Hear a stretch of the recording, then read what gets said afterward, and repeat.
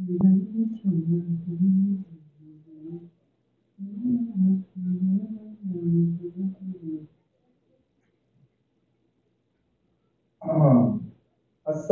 আলাইকুম ওয়া রাহমাতুল্লাহি ওয়া বারাকাতুহু। কেমন আছো তোমরা?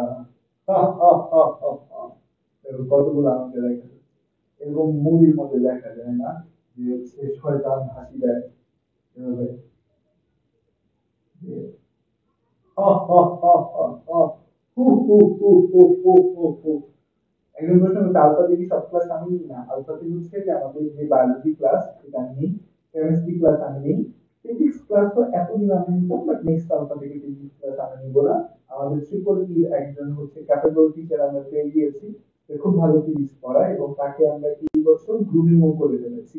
রাফি, ওকে আমরা গ্রুমিংও করে ফেলেছি আমাদের রাফি ভাইয়াকে নেক্সট আলফা ব্যাচে ক্লাস নেওয়ার জন্য। নেক্সট আলফা ব্যাচে ক্লাস রাফি নিবে হচ্ছে ফিজিক্স। আর ইংরেজি এর জন্য তো আমাদের বিখ্যাত ইংলিশ টিচার আছে তার আপু, তো ঠাকুর তোমাদের ইংলিশ ক্লাসের আপু অসাধারণ ইংরেজিতে পড়ায়। তো হচ্ছে আমি বায়োলজি কেমিস্ট্রিতে শিক্ষক, তাই আমার উপর প্রেশার একটু কম দেয়। তো আমার উপর আসলে প্রেশার কমার দরকার কেন, কারণ আমার হচ্ছে ম্যানেজমেন্ট করতে হয় অনেক কিছু। ধরো একটা বিশাল বড় একটা জিনিস ব্যাটলস অফ বায়োলজি, তোমরা কি ভাবো জানি না, ভেরি বিগ অর্গানাইজেশন এবং আমাদের অনেক অনেক স্টুডেন্ট, এত স্টুডেন্ট ম্যানেজ করা, আমাদের এখন এমপ্লয়ি বা আমাদের সাথে কাজ করে এরকম মানুষের সংখ্যা হচ্ছে 2, 4, 6, 7, 8 জন। তো 8 জন মানুষকে মেনটেন করানো, সবকিছু ঠিকঠাক মতো সবার থেকে আউটপুট আনানো, এগুলো খুব ইম্পর্টেন্ট। আস্তে আস্তে আমি আরো হচ্ছে যে আমার ওয়ার্কলোডটা কমাবো, কারণ হচ্ছে যে আমার ওয়ার্কলোড যত কম থাকবে।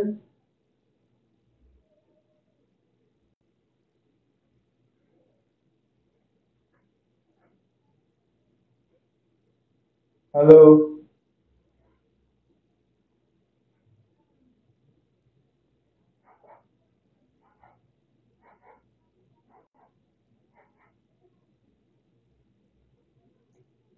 আসসালামু আলাইকুম, hello hello hello, hello hello hello,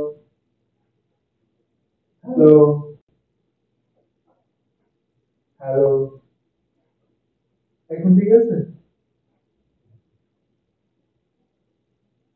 এখন এখন ঠিক আছে?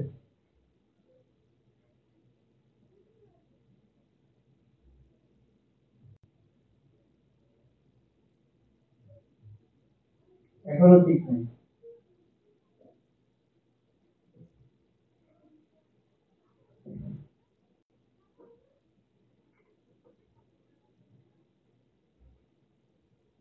এখন ঠিক আছে? এখন কোন একটা প্রবলেম হয়েছে, মানে হচ্ছে কোন একটা প্রবলেম হয়েছে।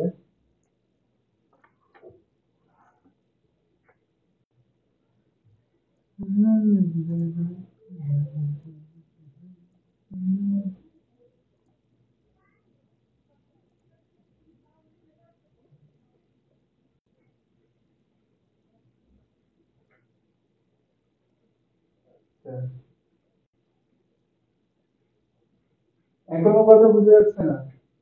প্রবলেমটা কি ভাই? হ্যাঁ আমি দেখছি কথা বুঝে যাচ্ছে না, আমি ওয়ার্কিং অন।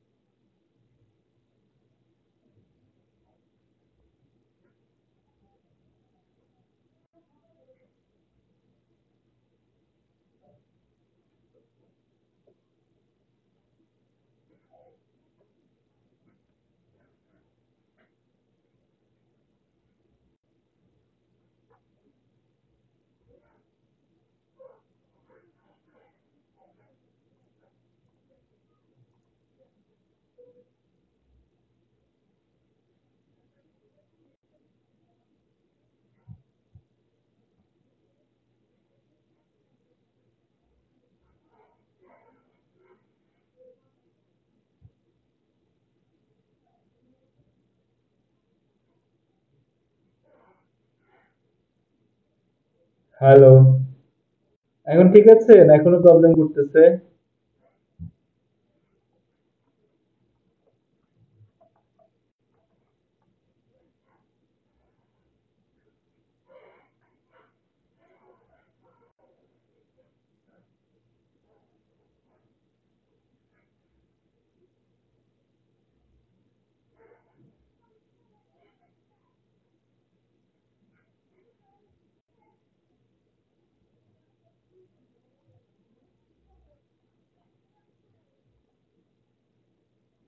এখন ঠিক আছে? এখনো ঠিক নাই?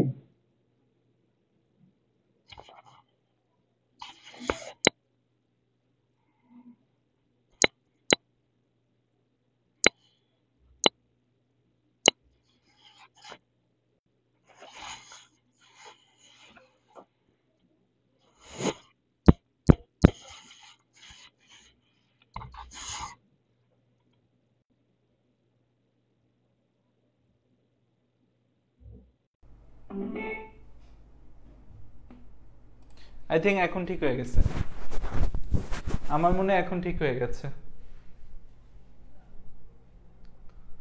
এখন ঠিক আছে না? এখন ঠিক আছে। Two two two two two two two. এখন ঠিক আছে।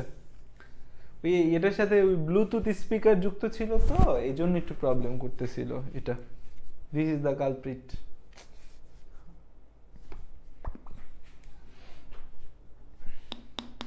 আচ্ছা, একটা প্রশ্নের উত্তর দিচ্ছিলাম, সেই প্রশ্নের উত্তর দিতে গিয়ে হচ্ছে চলে গেছিল। প্রশ্নটা ছিল আলফা থ্রিতে কি সব ক্লাস হচ্ছে যে আমি নেই কি না। সেটা হচ্ছে আলফা থ্রিতে সব ক্লাস আমি নেই না। আলফা থ্রিতে বায়োলজি, কেমিস্ট্রি, ফিজিক্স এতদিন আমি নিয়েছি। থ্রি পর্যন্ত আমি নিচ্ছি বায়োলজি, কেমিস্ট্রি, ফিজিক্স আর হচ্ছে ইংলিশ জিকে। তোমাদের আমাদের একজন ইংলিশ জিকে টিচার রয়েছেন যে আমাদের প্রায় 3 বছর ধরে ব্যাটলস অফ বায়োলজি শুরু থেকে আমাদের সাথে আছে। ব্যাটলস অফ বায়োলজির কো ফাউন্ডার তোমাদের স্যার আপু। তো হচ্ছে আপু হচ্ছে ইংলিশ জিকে ক্লাস নেয়। আর হচ্ছে যে আমাদের সাথে এইবার নেক্সট থেকে আলফা 4 থেকে ফিজিক্সটা আমি নিব না। ফিজিক্সটা আমাদের ত্রিপল্লির একজন টিচার আছে যাকে আমরা গ্রুমিং করেছি আলফা 3তে আলফা 4এ ক্লাস নেওয়ার জন্য। মোটামুটি মানে হচ্ছে যে মেডিকেল বেসড ফিজিক্সটা সে নেওয়ার জন্য। এতদিন আমরা নেই কাউকে জন্য যে মেডিকেল বেসড ফিজিক্সটা আসলে সবাই বোঝে না। তো এই জন্য নেক্সট থেকে আমাদের হচ্ছে ব্যাচে ফিজিক্সটা হচ্ছে যে রাফি ভাইয়া নিবে, ঢাকা ভার্সিটি ত্রিপলি থেকে অনার্স মাস্টার্স করা। তো এই হচ্ছে আমার বিষয়। আমি চেষ্টা করতেছি আস্তে আস্তে আমার উপর ওয়ার্কলোডটা কমানোর, কারণ আমার উপর ওয়ার্কলোড যত কম থাকবে আমি পুরো ম্যানেজমেন্টের পাওয়ারটা তত ভালো দিতে পারবো, কারণ এটা তো একটা বড় টিম এবং আস্তে আস্তে আমাদের টিম আরো বড় হচ্ছে। তো এই বড় টিমে আসলে হচ্ছে ম্যানেজমেন্টটা খুব ভালোভাবে করতে হয়। সো আমার হচ্ছে আসলে ক্লাস নেওয়া থেকে শুরু করে সব কিছুতে আমার টাইমটা আমি আস্তে আস্তে কমাতে চাচ্ছি। এইটা হচ্ছে যে বিষয়, ঠিক আছে? এটা হচ্ছে যে বিষয়। এই জন্য হচ্ছে যে আমরা মানে আমার যেমন নেক্সট স্বাধীনতা ব্যাচে আমি চেষ্টা করব যে সব ক্লাস আমি না নিতে, একজন ক্যাপেবল আরেকজন বায়োলজি টিচার রাখতে যে আমার সাথে ক্লাসগুলো কমপ্লিমেন্ট করবে। তাহলে আমি দেখা গেল কোনো একটা কারণে আমি কোথাও থাকলাম না বা আমি হচ্ছে ব্যস্ত, তখন সে কমপ্লিমেন্ট করতে পারবে। নাহলে আমার উপর বেশি প্রেশার পড়ে যায়, কারণ আমি এখন হচ্ছে as A I M a doctor যেহেতু হয়ে গেছি, এতদিন স্টুডেন্ট ছিলাম, যেহেতু I M a doctor. So আমি হচ্ছে যদি এখন সব চাই যে আমিই করব, তাহলে কোয়ালিটিটা ধরে রাখতে পারবো না। সো ব্যাটলস অফ বায়োলজি হচ্ছে যে যত দূর উঠছে, এত দূর উঠছে হচ্ছে যে আমাদের কোয়ালিটির জন্য, ডেডিকেশনের জন্য। সো আমাদের কোয়ালিটি অ্যান্ড ডেডিকেশন কোনোভাবেই ফল করুক আমরা চাই না। যেমন তোমাদের কিন্তু আমি প্রায় 1-1.5 মাস অনেক ভালোভাবে পড়াইতে পারিনি, আমার পড়ার কোয়ালিটি ড্রপ করছিল। আমি নিজেই বুঝি যে একটা টাইমে আমার পড়ার কোয়ালিটি 1-1.5 মাস আমার পড়ার কোয়ালিটি ড্রপ করছিল। আমি উমরায় গেছি, উমরা থেকে আসার পর অক্টোবর মাসে আমরা যে ক্লাসগুলো নিছি, আমার অক্টোবর মাসের ক্লাসগুলো ভালো হয় নাই। আমি বুঝতে পারছি, বুঝে আমি নভেম্বর থেকে আবার হচ্ছে যে আগের পেসে আসার চেষ্টা করছি, কারণ তোমরা অনলাইনে পড়ো কোয়ালিটির জন্য, কোয়ালিটি যদি আমি দিতে না পারি কেউ পড়বে না। সো দ্যাটস ওয়াই হচ্ছে যে আমরা আস্তে আস্তে আমার উপরে একটু প্রেশার কমানোর চেষ্টা করছি যেন আমরা কোয়ালিটিটা ধরে রাখতে পারি, ঠিক আছে?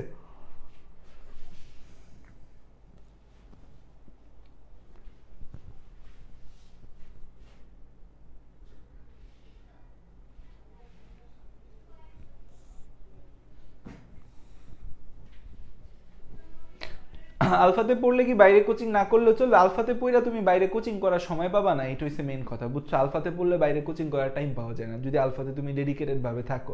আর বাইরের কোচিং এ তোমার কি এমন হাতিগোড়া পড়ায় ফেলবে? কিচ্ছু হাতিগোড়া পড়ায় না। অনেক আলফা স্টুডেন্ট আছে যারা 18,000 20,000 টাকা দিয়ে রেটিনা, মেডিকো, উন্মেষ নানা জায়গায় ভর্তি হয়েছে, ভর্তি হওয়ার পর ওই জায়গায় আর পড়ে না, আলফা কন্টিনিউ করে, এরকম অনেকে আছে, ঠিক আছে?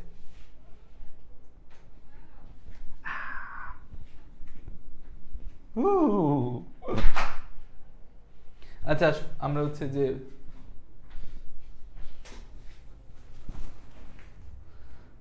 শর্ট সিলেবাসের বাইরের চ্যাপ্টার আপাতত আমাদের পড়া লাগবে না।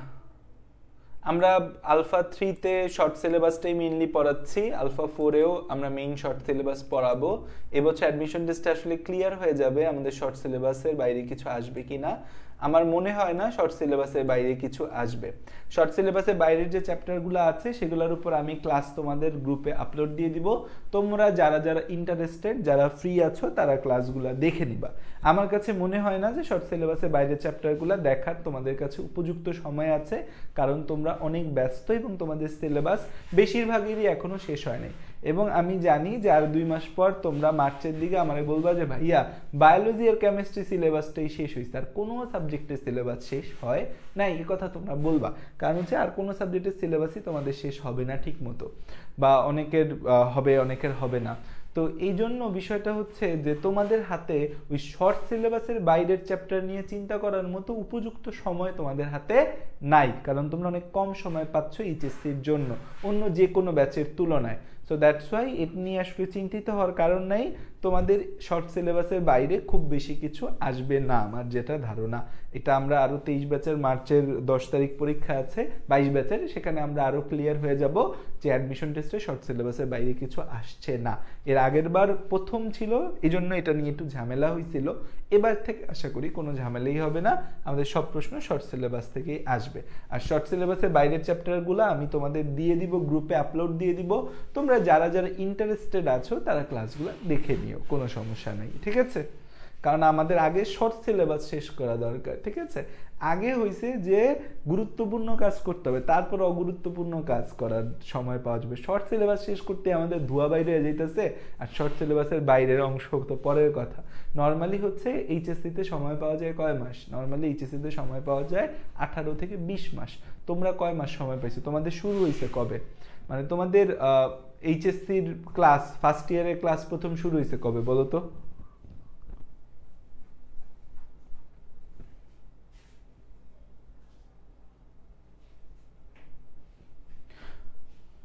তোমাদের ফার্স্ট ইয়ারের ক্লাস শুরু হয়েছে কবে?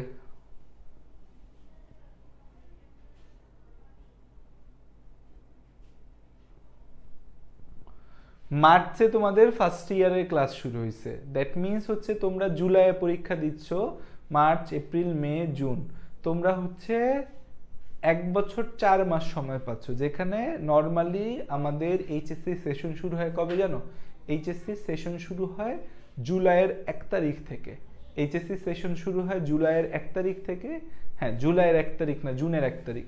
এপ্রিলে, ফেব্রুয়ারি, এপ্রিল, জুনের 1 তারিখ থেকে সেশন শুরু হয়। জুনের 1 থেকে শুরু হয়, শুরু হয়ে তোমার হচ্ছে ওইখানে 6 মাস, আর পরের বছর 1 বছর 18 মাস, এরপরে আরো 3 মাস, মোট 21 মাস সময় পাওয়া যায়। বেসিক্যালি 21 মাস সময় পাওয়া যায়।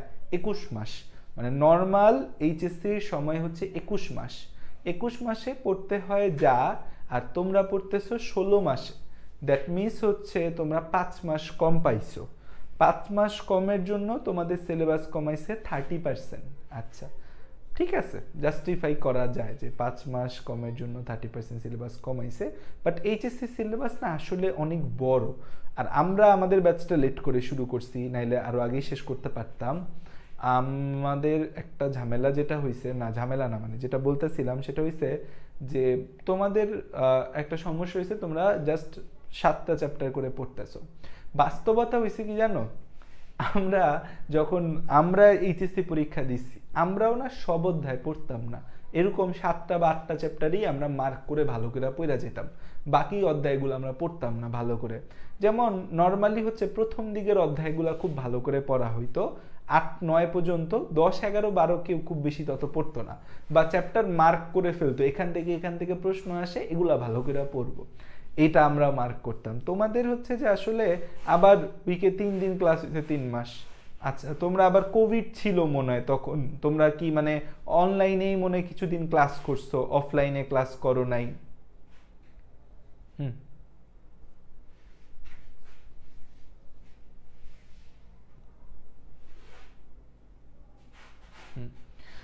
এটা আসলে টাইম কম, বলা যায় কি আসলে এইচএসসির জন্য তোমাদের জুলাই পরীক্ষা হইলে,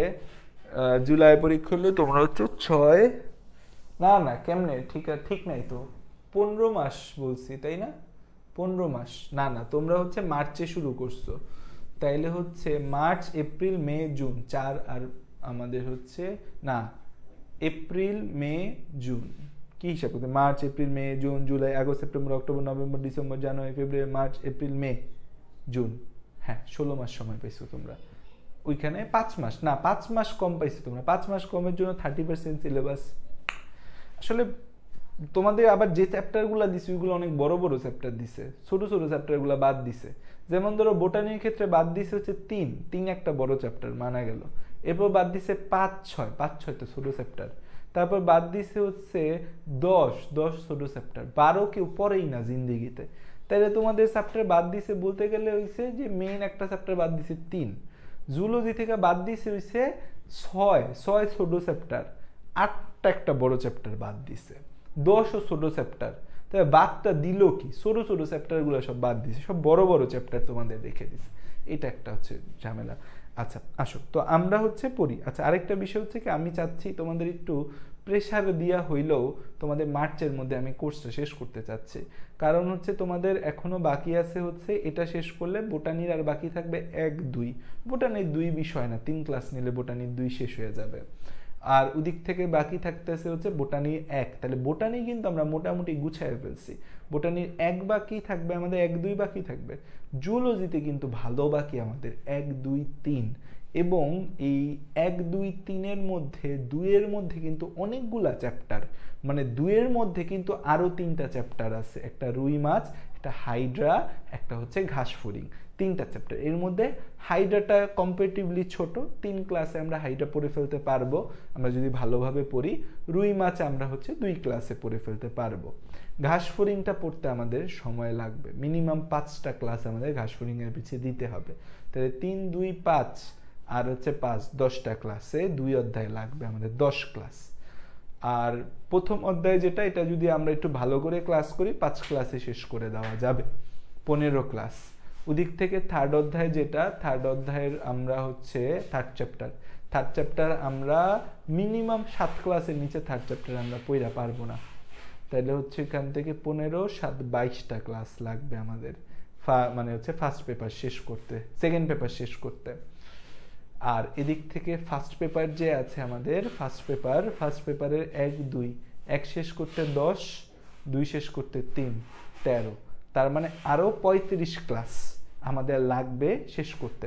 তোমাদের ব্যাচে বহুত ক্লাস, মানে আমি এখন চিন্তা করতেছি স্বাধীনতা 3.2 খুললে ওদের কোর্স পেমেন্ট কত রাখবো, মানে 4000 টাকাতে এত বড় কোর্স আসলে চালানো খুব কঠিন, মানে খুব কঠিন 4000 টাকা এত বড় কোর্স চালানো।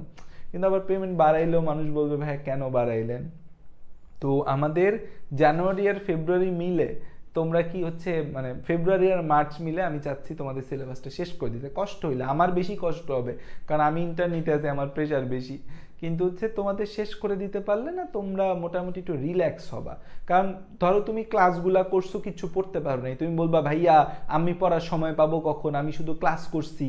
কিন্তু ক্লাসটা করে যদি তুমি নোট করে রাখো যে না তুমি ক্লাস করছো, নোট করছো, ধরো তুমি পড়তে পারলা না সময় স্বল্পতার কারণে তুমি পড়তে পারো নি, তাও তোমার সিলেবাস শেষ, যে আমার বায়োলজি সিলেবাস শেষ, আমার গুছানো হয়ে গেছে, আমার পড়া বাকি আছে, আমি পড়লে পারবো, এই চিন্তাটা তোমার থাকবে। আর যদি সিলেবাস শেষ না হয় তখন তোমার মাথায় থাকবে আয় হ্যাঁ আমার তো বায়োলজি ক্লাস বাকি, আমি কি করবো এখন, যে আমার তো ক্লাস করতে হবে। তো এই প্রেশারটা কিন্তু একটা বড় প্রেশার, যে তুমি যদি শেষ করে নোট করে রাখো, পড়া একটু গ্যাপ রয়ে গেছে, যে না তুমি মানে ভালো মতো রিভাইজ দিতে পারো না এই বিষয়গুলা, বা তুমি জাস্ট ক্লাস করছো বই থেকে ইনডেপথ পড়তে পারো নাই, তাইলেও সেটা হচ্ছে যে মানা যায়। কিন্তু হচ্ছে যদি সিলেবাস বাকি থাকে তাইলে সেটা মানা যায় না, তাইলে সেটা অনেক কষ্টের একটা বিষয় হয়ে যায়, ঠিক আছে। তো এইটা হচ্ছে যে আমাদের মেইন কথা, যে আমাদের পুরো পড়ালেখার মধ্যে, এই জন্য আমি চাচ্ছি যে একটু কষ্ট হইলেও ফেব্রুয়ারি এবং মার্চ মাসের মধ্যে তোমাদের কোর্সটাকে প্যাক আপ করে দিতে, ঠিক আছে। এইটা হচ্ছে আমার ইচ্ছা, যে তাইলে তোমাদের এপ্রিলের মাঝামাঝি থেকে আমি April to May, May to June half, আমি 1.5 মাস তোমাদের অ্যাডমিশন টেস্টের জন্য পড়াইতে পারবো। নাইলে যে সিচুয়েশন, মানে আমার আলফা 3-তে, আজকে একটু কথা বলি পড়াবো, আলফা 3-তে আমি যদি ওদের এইচএসসির আগে না পড়াইতাম তাহলে আমি আলফা 3 ব্যাচ শেষ করতে পারতাম না। মানে এইচএসসির আগে ওদের আমি পড়ায় রাখছি, এই জন্য আলফা 3 ব্যাচটাকে আমি সিলেবাস এই মাসের 10 তারিখে শেষ করতে পারবো, নাইলে আমি কোনোদিনই ওদের সিলেবাস শেষ করতে পারতাম না। মানে এরকম একটা বিষয়। আর যখন ধরো আলফাতে পড়াই তখন আগের পড়াগুলোও তোমরা রিভাইজ দেওয়ার সুযোগ পাবে, আগের পড়া একটা রিভাইজ হয়ে যাবে তখন। আচ্ছা আসো, আর কথা না কইয়া পড়ালেখা শুরু করি। অনেক কথা কয়ে লিখছি, অনেক মতামত থাকবে, বাট আমি এই কোর্সটা শেষ করব তোমাদের, কারণ হচ্ছে এরপরে গেলে আমার পক্ষে সময় দেওয়া টাফ হয়ে যাবে, কারণ আলফা শুরু করতেই হবে। মানে তোমাদের হচ্ছে যে ব্যাচ শেষ হোক আর না হোক আমার আলফা শুরু করতে হবে। তারপর হয়েছে আমার নিজেরও কাজ আছে, আমি আবার একটু চিন্তা করতেছি উমরায় যাব আমি আবার মার্চ এপ্রিলের দিকে, তো হচ্ছে আমার সিলেবাসটা তোমাদের শেষ করে আমি মানে চিন্তা মুক্ত হইতে চাই, মানে প্রেশার মুক্ত হইতে চাই। একটু কষ্ট হয়ে যাবে, আমরা একটু বড় বড় ক্লাস নিব, কিন্তু হচ্ছে আমরা মানে আর ক্লাসটা ভালো করে করবা। তোমরা যদি ক্লাস জমাও, যে তোমরা নিজেরা যদি ক্লাস জমাও তাহলে কিন্তু পিছায় যাবা। তোমার কাম হইছে সাদাব ভাইয়া ক্লাস লইতেছে, যা থাকুক তোমার আশেপাশে যে ভাইয়া ক্লাস নিতেছে, ও নো আমার এখনই ক্লাসে যাইতে হবে, এইটা হইছে তোমার হচ্ছে দায়িত্ব। যে ভাইয়া ক্লাস নিতেছে আর আমি বসে আছি, ও নো এটা হতে পারে না, যাই ক্লাস করে আসি। তো তোমার কাজ হইছে ক্লাস করা, তুমি জাস্ট ক্লাস করবা, ক্লাসেই তুমি 80% পড়া বুঝে যাবা, বাসায় গিয়া তুমি একটু হচ্ছে যে হু হু হা হা হি হি করে হচ্ছে বই দেখবা, তাইলেই হয়ে যাবে, ঠিক আছে? তোমাদের কিন্তু সময় বেশি নাই, তাহলে February March April May June আর 5 মাস সময় আছে। 5 মাস কিছুই না, আল্লাহ রে আল্লাহ। যারা পড়ালেখা করো নাই ঠিক মতো 5 মাস পড়ো, নাইলে কিন্তু কোনো গতি নাই। আর এইচএসসির প্রস্তুতি তোমার খারাপ, অ্যাডমিশন টেস্টে তুমি চান্স পাবো অন্তত মেডিকেলে অসম্ভব। কারণ হচ্ছে যে তোমার এইচএসসির পর তোমার পরীক্ষা ধরো জুলাইয়ে শুরু হইলো, জুলাইয়ে শুরু হয়ে তোমার পরীক্ষা জুলাইয়ের ফার্স্ট উইক বলছে না, জুলাইয়ের ফার্স্ট উইকে শুরু হয়ে আগস্টের মধ্যে তোমার এইচএসসি এবং প্র্যাকটিক্যাল পরীক্ষা আগস্ট পর্যন্ত ধরো শেষ হলো, ধরলাম মানে এত দিন সময় লাগে না, তাও ধরলাম যে তোমার জুলাই আগস্ট লাগলো, সেপ্টেম্বর অক্টোবরে রেজাল্ট দিয়ে দিবে তোমারে, অক্টোবরে রেজাল্ট দিলে নভেম্বরেই তোমার মেডিকেল ভর্তি পরীক্ষা হবে, চোখ বন্ধ করে নভেম্বরে মেডিকেল ভর্তি পরীক্ষা হবে। আমি তোমার কয়েও দিতে পারি নভেম্বরের কত তারিখে তোমার মেডিকেল ভর্তি পরীক্ষা হবে, দাঁড়াও কয়ে দিই। তোমার হচ্ছে নভেম্বর, তো নভেম্বরের হচ্ছে ধরো 10 তারিখ, নভেম্বরের 10 তারিখ মেডিকেল ভর্তি পরীক্ষা হবে। 10 তারিখ মেডিকেল ভর্তি পরীক্ষা হইয়া তোমাদের হচ্ছে জানুয়ারি 10 তারিখ থেকে শুরু হয়ে যাবে হচ্ছে যে মেডিকেলের ক্লাস, ঠিক আছে? So this year is a very very very important and crucial year for you people. Study hard. পারবো না এই কথাটি বলিও না আর, একবার না পারিলে দেখো শতবার। আসো, টিস্যু ও টিস্যুতন্ত্র, টিস্যু ও টিস্যুতন্ত্র, ইংরেজি বাংলায় কি? টিস্যু অ্যান্ড টিস্যু সিস্টেম, বাংলায় হচ্ছে tissue and tissue system.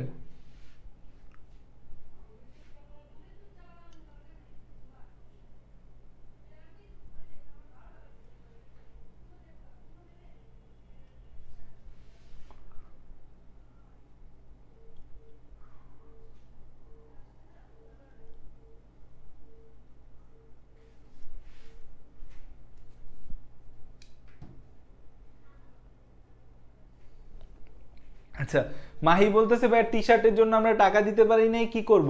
T shirt দেওয়ার আবার ব্যবস্থা করব। এবার টি শার্ট দেওয়ার ব্যবস্থা করতে পারতেছি না, কারণ আমরা একটা স্পেসিফিক অ্যামাউন্ট অর্ডার করে ফেলছি। নেক্সট ব্যাচের জন্য যখন অর্ডার করব তখন তোমাদের জন্য স্লটটা ওপেন রাখবো, যেন তোমরা টি শার্ট যারা নেও নাই তারা নিতে পারো, ঠিক আছে?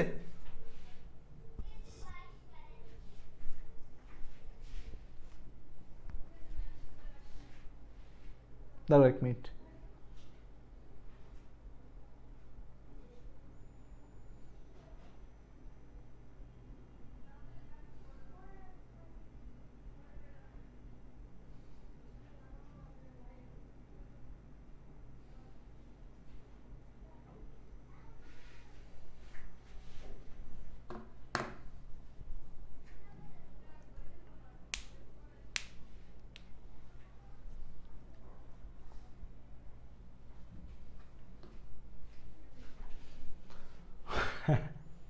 না না, টি শার্ট আজকে আসছে, টি শার্ট আমার বাসায় আজকে আসছে, আমি এই সপ্তাহের মধ্যে প্যাকিং করে পাঠিয়ে দিব। এখন হচ্ছে আসলে আলফা 2 তে যারা ক্রেস্ট পাইছে তাদের ক্রেস্ট এবং হচ্ছে তাদের গিফট র্যাপিং করা হচ্ছে, তো এটা নিয়ে ব্যস্ততা চলতেছে। তারপরে তোমাদের টি শার্টটা আসবে, সেকেন্ড লাইন ডিফেন্স তোমাদের টি শার্ট।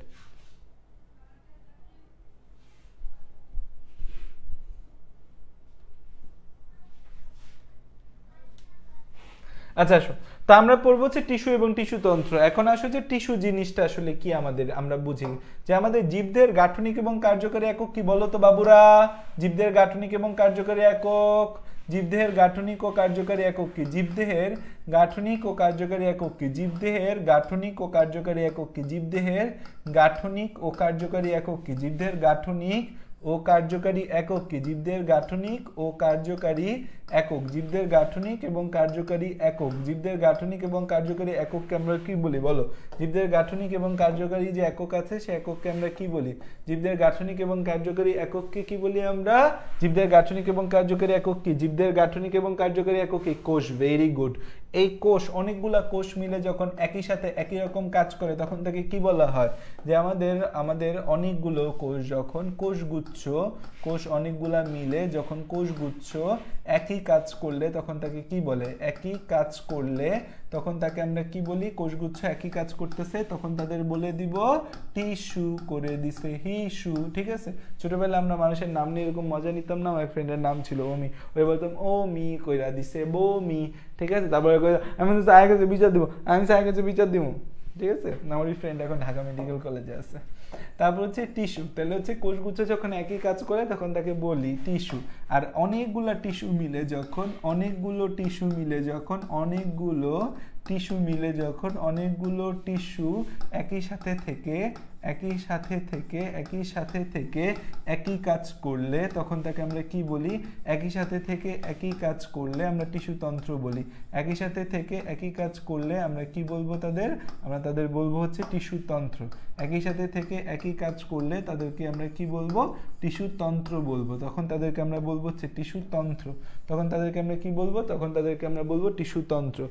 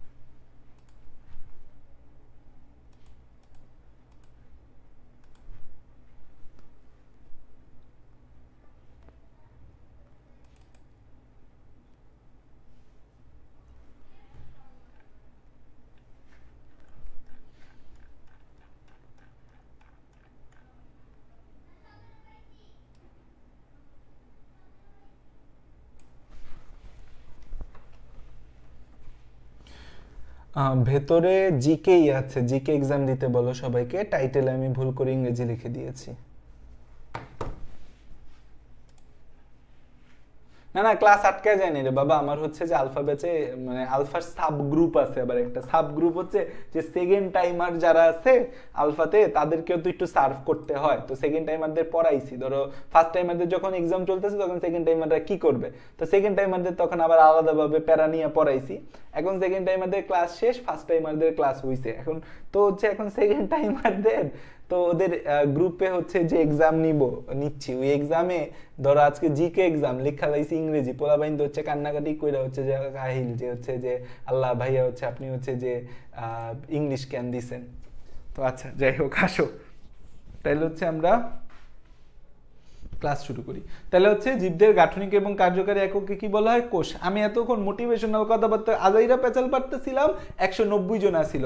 যখন পড়ানো শুরু করলাম ওই 16 জন দৌড় 18 জন দৌড় দিছে যে না আজাইরা পেঁচাল শোনা যাবে, পড়ালেখা শোনা যাবে না।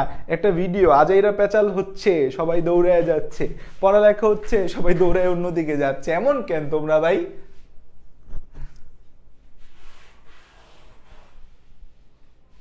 আচ্ছা তাহলে খেয়াল করে দেখো, জীবদেহের গাঠনিক এবং কার্যকরী একককে কি বলি আমরা? কোষ বলি। জীবদেহের গাঠনিক এবং কার্যকরী একককে কি বলি আমরা? জীবদেহের গাঠনিক এবং কার্যকরী একককে বলি কোষ।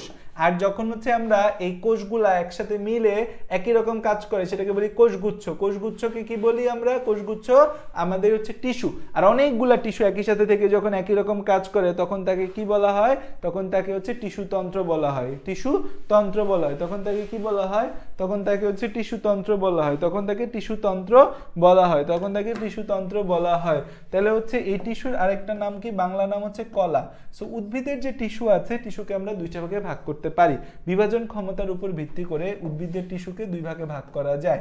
বিভাজন ক্ষমতার উপর ভিত্তি করে, বিভাজন ক্ষমতার উপর হচ্ছে আমাদের হচ্ছে ভিত্তি করে, বিভাজন ক্ষমতার উপর ভিত্তি করে আমাদের হচ্ছে এই উদ্ভিদের টিস্যুগুলাকে দুইটা ভাগে ভাগ করা যায়। বলো তো কি কি ভাগে ভাগ করা যায়? উদ্ভিদের টিস্যুকে আমরা দুইটা ভাগে ভাগ করতে পারি।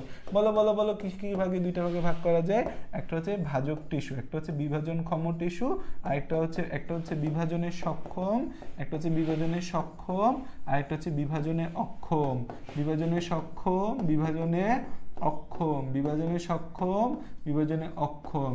তো বিভাজনে যারা সক্ষম তাদেরকে কি বলি? বিভাজনে যারা অক্ষম তাদেরকে কি বলি? বিভাজনে যারা সক্ষম তাদেরকে আমরা বলি হচ্ছে কি? তাদেরকে বলি আমরা ভাজক টিস্যু। ভাজক টিস্যু, ভাজক টিস্যু বা ভাজক টিস্যুর একটা কিউট ইংরেজি আছে, এটাকে বলা হয় meristematic. Meristematic, meristematic, meristematic, meristematic tissue, meristematic tissue, meristematic tissue. এটা একটা গ্রিক শব্দ। মেরিস্টিম বলতে বোঝায় বিভাজনক্ষম, divided cell. Meristematic tissue, meristematic tissue, meristematic tissue. আর বিভাজনে অক্ষম এটাকে কি বলি আমরা? স্থায়ী টিস্যু, বা ইংরেজিতে বলি হচ্ছে পার্মানেন্ট টিস্যু। মানব দেহ এরকম আছে, ভাজক টিস্যু, স্থায়ী টিস্যু, এটা মানব দেহের মধ্যেও রয়েছে। এটাকে বলি স্থায়ী টিস্যু, বা ইংরেজিতে বলি পার্মানেন্ট সেল। পার্মানেন্ট সেল আমরা ইংরেজিতে কি বলি? পার্মানেন্ট সেল বলি। তাহলে আমাদের টিস্যু বেসিক্যালি হচ্ছে দুই ভাগে ভাগ করা যায়। একটা হচ্ছে ভাজক টিস্যু, আর একটা হচ্ছে স্থায়ী টিস্যু। একটা ভাজক টিস্যু, আর একটা কি? স্থায়ী টিস্যু। একটা হচ্ছে ভাজক টিস্যু, আর একটা হচ্ছে স্থায়ী টিস্যু। আর একটা ভাজক টিস্যু, আর একটা কি? আমাদের স্থায়ী টিস্যু। একটা ভাজক টিস্যু, আর একটা হচ্ছে স্থায়ী টিস্যু। একটা হচ্ছে মেরিস্টেমেটিক টিস্যু, আর একটা হচ্ছে পার্মানেন্ট টিস্যু। একটা মেরিস্টেমেটিক টিস্যু, আর একটা হচ্ছে পার্মানেন্ট টিস্যু। ঠিক আছে? বুঝতানি? ইয়াটা তোমাদের বুঝি আইসি নি? বুঝি আইসি?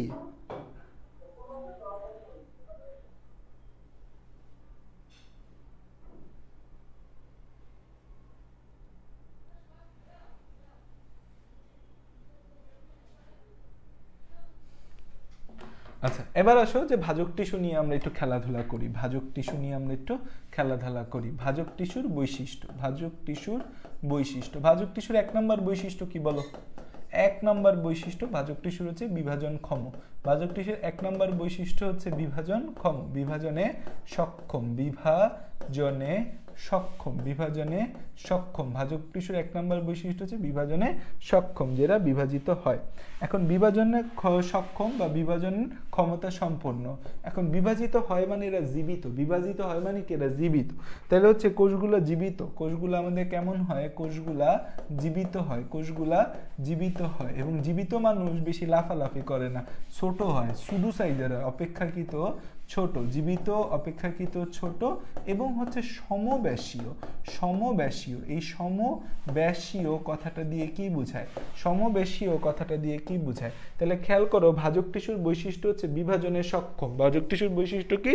বিভাজনে সক্ষম, যে বিভাজন ক্ষমতা সম্পন্ন। কোষগুলা জীবিত, দ্যাট মিনস কোষগুলা লাইভ, অপেক্ষাকৃত ছোট এবং সমব্যাসীয়, যে হচ্ছে দৈর্ঘ্য, প্রস্থ, উচ্চতা বা এদের যে ব্যাস, ধরো প্রস্থ সব জায়গায় সেম সাইজের হয় এরা। ভাজক টিস্যুগুলো আয়তকার, ডিম্বাকার, পঞ্চভুজ, সরভুজ এরকম হইতে পারে। যে এরা আমাদের ভাজক টিস্যুগুলো আয়তকার, ডিম্বাকার, সরভুজাকার এমন হইতে পারে। ভাজক টিস্যুগুলা, ভাজক টিস্যু সমূহ আমাদের হচ্ছে আয়তকার, আমাদের হচ্ছে ভাজক টিস্যু সমূহ আমাদের কি হয়? আয়তাকার, ডিম্বাকার বা বহুভুজাকার হয়, বহুভুজাকার হয়, মানে নানা শেপের এরা কি হতে পারে আমাদের হতে পারে, নানা শেপের এরা আমাদের হতে পারে, যে আমাদের আয়তাকার, ডিম্বাকার, বহুভুজাকার হতে পারে। এরা হচ্ছে আমাদের, এদের কোষ প্রাচীর পাতলা, আর মনে রাখবা কোষ প্রাচীর পাতলা মানেই সবসময় সেলুলোজ নির্মিত। এদের হচ্ছে কোষ প্রাচীর পাতলা, এদের কোষ প্রাচীর পাতলা, এদের কোষ প্রাচীর পাতলা, এদের কোষ প্রাচীর পাতলা, আমাদের কি সেলুলোজ নির্মিত, এদের কোষ প্রাচীর পাতলা সেলুলোজ নির্মিত, এদের কোষ প্রাচীর পাতলা সেলুলোজ নির্মিত। সবসময় মনে রাখবা কোনো কিছু পাতলা মানে সেটা কি নির্মিত হবে, উদ্ভিদের ক্ষেত্রে সেলুলোজ। এখন যদি তোমার জিজ্ঞাসা যে মানুষের একটা কোষ প্রাচীর পাতলা কি নির্মিত, তুমি যদি কো সেলুলোজ নির্মিত, তাহলে হবে হবে না, কারণ মানুষের ক্ষেত্রে তো আমাদের সেলুলোজ নির্মিত হতে পারে না। মানুষের ক্ষেত্রে কোষ প্রাচীর পাতলা মানে হচ্ছে সেখানে অন্য কোনো ঘটনা আছে, বাট এখানে কি সেলুলোজ নির্মিত হয়। আমাদের কোষগুলা দেখতে বেসিক্যালি এরকম হয়, আমাদের বিভিন্ন আকৃতির আমাদের কোষগুলা হতে পারে। এই কোষগুলো আমাদের বিভিন্ন আকৃতির হবে, বাট হচ্ছে এরা একটা একটার সাথে কি হবে, একটা একটার সাথে লেগে থাকবে এবং এদের সাইজ সমান হবে, মানে সাইজ ভিন্ন হবে না, এদের সাইজ কি হবে, এদের সাইজ সমান হবে, এদের সাইজ কি হবে না, ভিন্ন হবে না। তাহলে এখানে আমাদের নিউক্লিয়াসটা অপেক্ষাকৃত বড় হবে, সবার থেকে এদের নিউক্লিয়াস সাইজে বড় হবে, মানে অন্য যে কোনো কোষ থেকে এদের নিউক্লিয়াস অপেক্ষাকৃত বড় হবে, মানে ভাজক টিস্যু বিভাজন হবে, সবকিছু বেস্ট দিতে হবে এখানে, যে নিউক্লিয়াস অপেক্ষাকৃত বড়, আমাদের নিউক্লিয়াস কেমন, আমাদের এই নিউক্লিয়াস অপেক্ষাকৃত বড়, নিউক্লিয়াস অপেক্ষাকৃত বড়, নিউক্লিয়াস অপেক্ষাকৃত আমাদের কি অপেক্ষাকৃত বড়, নিউক্লিয়াস অপেক্ষাকৃত বড়, নিউক্লিয়াস অপেক্ষাকৃত কেমন, নিউক্লিয়াস অপেক্ষাকৃত বড় ও সাইটোপ্লাজমে যে সাইটোপ্লাজম থাকে, এই সাইটোপ্লাজমেও মাল মশলা ভালো থাকবে, সাইটোপ্লাজম আমাদের হচ্ছে ঘন, সাইটোপ্লাজম ঘন, নিউক্লিয়াস অপেক্ষাকৃত বড় এবং সাইটোপ্লাজমটা কেমন, আমাদের সাইটোপ্লাজমটা এদের ক্ষেত্রে ঘন হচ্ছে। এখানে কোনো কোষ গহ্বর নাই, এখানে কি নাই কোনো, এখানে কোনো হচ্ছে যে আমাদের কোষগুলো ঘন সন্নিবেষ্টিত, যে কোষগুলো একদম লাগ্গা লাগ্গা আছে, তাহলে কোষের মাঝে কোনো ফাঁকা থাকবে, থাকবে না। তো কোষগুলো ঘন সন্নিবেষ্টিত, কোষগুলো ঘন সন্নিবেষ্টিত, বেষ্টিত, একদম লেগে লেগে আছে, তাই অন্তঃকোষীয় ফাঁকা স্থান নেই, তাই দুইটা কোষের মাঝে কোনো ফাঁকা স্থান নেই, অন্তঃকোষীয় ফাঁকা স্থান নেই, ফাঁকা স্থান নেই। উদ্ভিদ কোষে সাধারণত কোষ গহ্বর থাকে, বাট এখানে এত বিভাজিত দ্রুত কোষ গহ্বরের মধ্যে একটা ফালতু জিনিস তৈরি করার তার সময় নাই, তাহলে তাদের মধ্যে কি নাই, এই কোষ গহ্বর থাকে না, কোষ গহ্বর থাকে না। তাহলে এখানে না বোধক দুইটা বিষয় আছে, অন্তঃকোষীয় ফাঁকা স্থান নেই, কোনো কোষ গহ্বরও এদের নেই, কোনো কোষ গহ্বরও এদের নেই। এরা কোনো ধরনের খাবার, সঞ্চিত খাদ্য, খরিত বস্তু বা বর্জ্য পদার্থ তাদের মধ্যে নেই, তাদের মধ্যে কোনো সঞ্চিত পদার্থ, খরিত বস্তু বা বর্জ্য পদার্থ নেই, বা বর্জ্য পদার্থ নেই, বা বর্জ্য পদার্থ নেই, বর্জ্য পদার্থ নেই, বর্জ্য পদার্থ নেই। এদের মধ্যে কোনো আমাদের হচ্ছে সঞ্চিত পদার্থ, খরিত বস্তু বা কোনো ধরনের কোনো বর্জ্য পদার্থ এদের মধ্যে কি থাকে না, আমাদের থাকে না, যে এদের মধ্যে কোনো বর্জ্য পদার্থ নাই। এদের মধ্যে এরা বারবার বিভাজিত হয়, তার মানে এদের মেটাবলিজম রেট বা বিপাকীয় হার বেশি।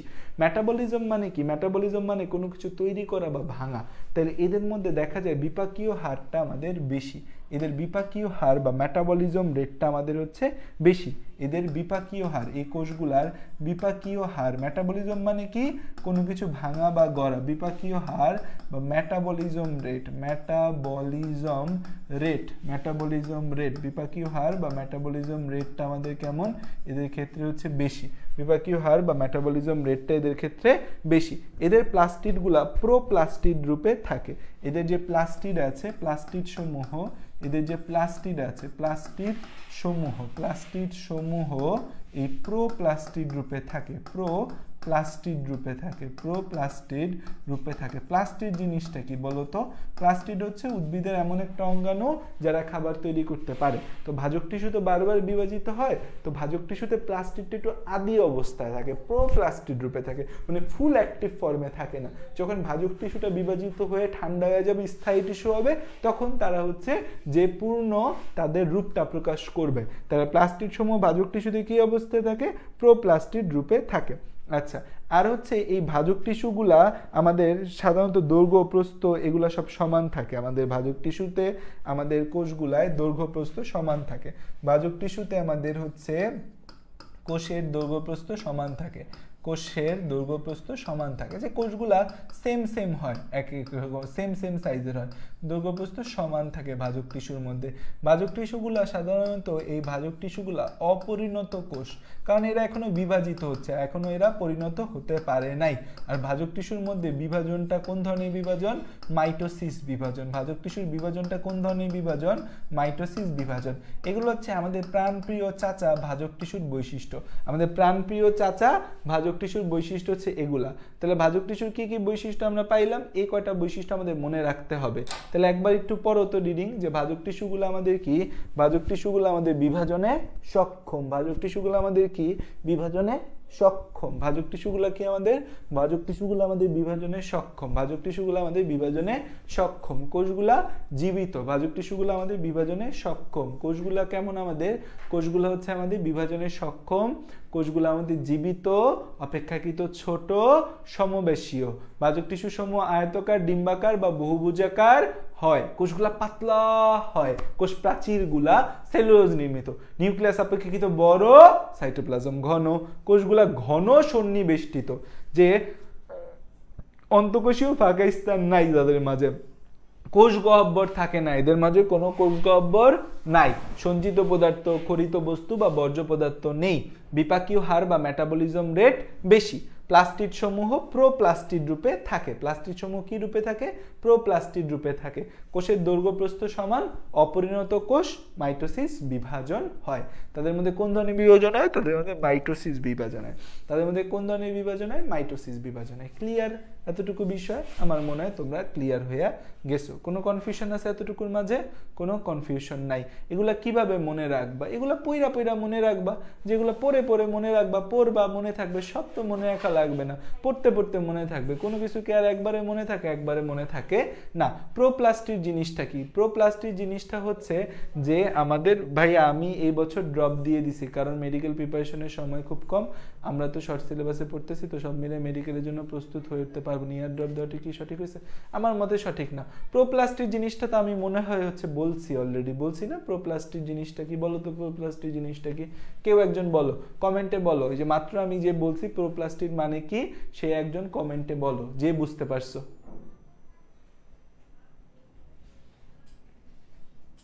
প্রোপ্লাস্টিড বোঝে নাই নাকি কেউ? আমি বলছি প্রোপ্লাস্টিড মানে কি, যে বুঝছো সে কমেন্টে বলো তো, বলো একজন, দেখি কেউ বুঝছো কিনা, নাকি কেউই বোঝে নাই।